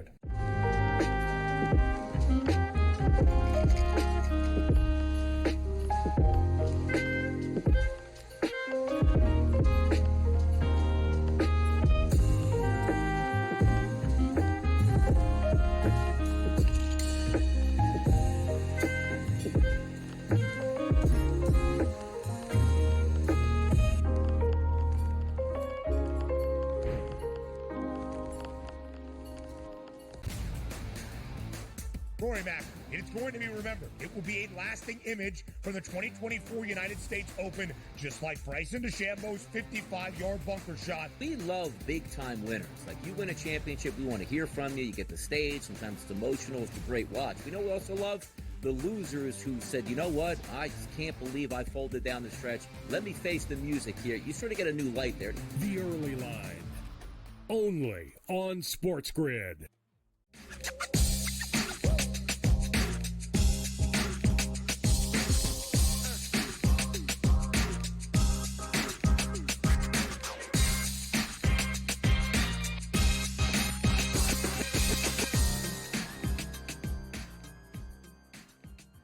All right, welcome back in. Game Time Decisions here on the Sports Grid Network. Joe Raineri alongside Dave Sharp, and he'll have you covered coming up here with Matty Peralta's in-game live primetime. We'll get you ready for the puck to drop in Game 6 here of the NHL Stanley Cup Finals. One quick other game here, Dave, was a replay of what we just saw last weekend between the Twins and the Oakland Athletics. And if I'm not mistaken, in that game, Paddock gave up 5 runs on 5 hits, 2 home runs, and 2 and a third. And Joey Estes gave up 6 runs on 8 hits, also a couple of home runs and 2 2/3. So I'm not.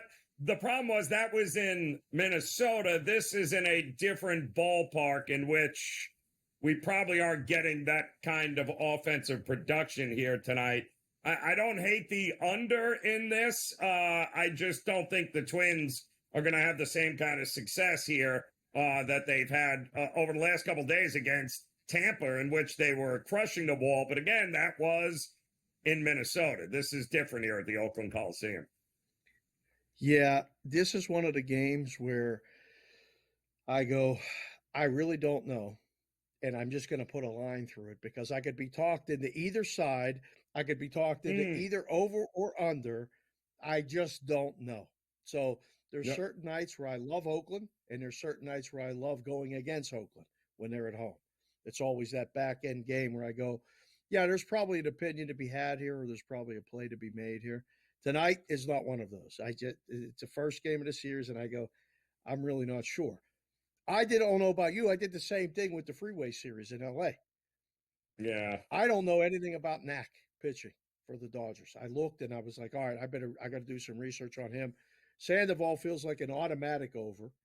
The Dodgers lineup is not what it was without Mookie in it. Ohtani is killing the ball, and they're prone to they just came off a series in Colorado where they were just scoring runs to Oscar Hernandez, monster series.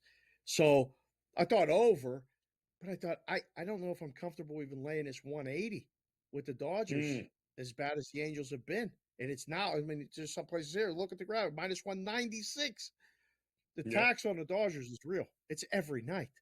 And I was like, all right, maybe Raineri will have something with that game. I got really nothing other than over. I'm just playing Ohtani home run props. First home run of the game, anytime home run.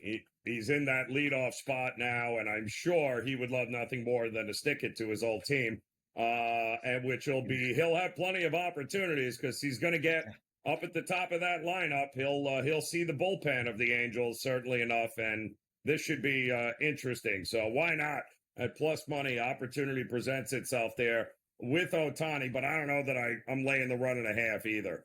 That's the scary part. Because the Dodgers could very well lay an egg here. We got a Candelario second solo home run now. It's 3-2 Cincinnati. They might solo home run themselves to an over in that one here. And Dave, you're getting out of here. Coming up with Matt in Game Live prime time. Your initial thought on this Game 6 coming up tonight? Florida and under. Side, I'm not as sure. I really like the under. I feel like either team gets a lead, nurses it, plays conservative, stays out of the penalty box. Special teams aren't going to decide this. The goaltender that makes that one extra save will. I'll root for you in the overtime 2-2. Let's play extra hockey. Let's enjoy the game. And I got a couple guys out in L.A. right now watching us at the beach. They said, tell my Italian brother Raineri, that we're watching out here. His name's Gio. He said to say hello and go Panthers. Gio, get it done. And yes, go Panthers. That's fantastic. All right, Dave, get out of here. We'll talk to you again in Game Live. Primetime coming up, Dave. And Matty Peralta will have you in this game. Again, I do not want a Game 7. I want it done tonight. Matt Tkachuk is going to have a goal here tonight for the Panthers. I'll play anytime with him. I do like that first period under. If it ain't broke, we ain't fixing it. And I don't think there's any reason to. I do think that we are going to have a good opportunity for an under in this one tonight, as I believe both defenses are going to clamp down. The pressure is on. But boy, oh boy, I don't think it's on. You got to win one out of the next two. I don't think the pressure's on Florida. I think the pressure is going to be on Edmonton, especially if they are down. But either way, there's no reason for you to go anywhere, as in-game live primetime is coming up. They'll get you caught up in all the Major League Baseball games. And, of course, Game Time Decisions will be back again tomorrow morning. Until then, enjoy the games, enjoy, and we'll talk to you again tomorrow. Good luck.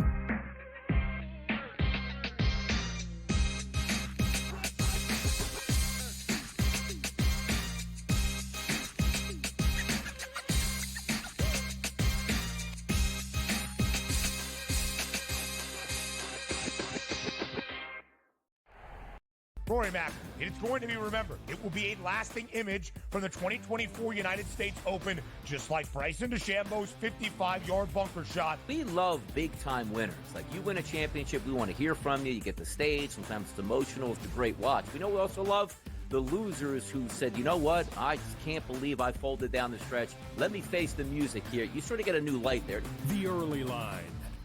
Only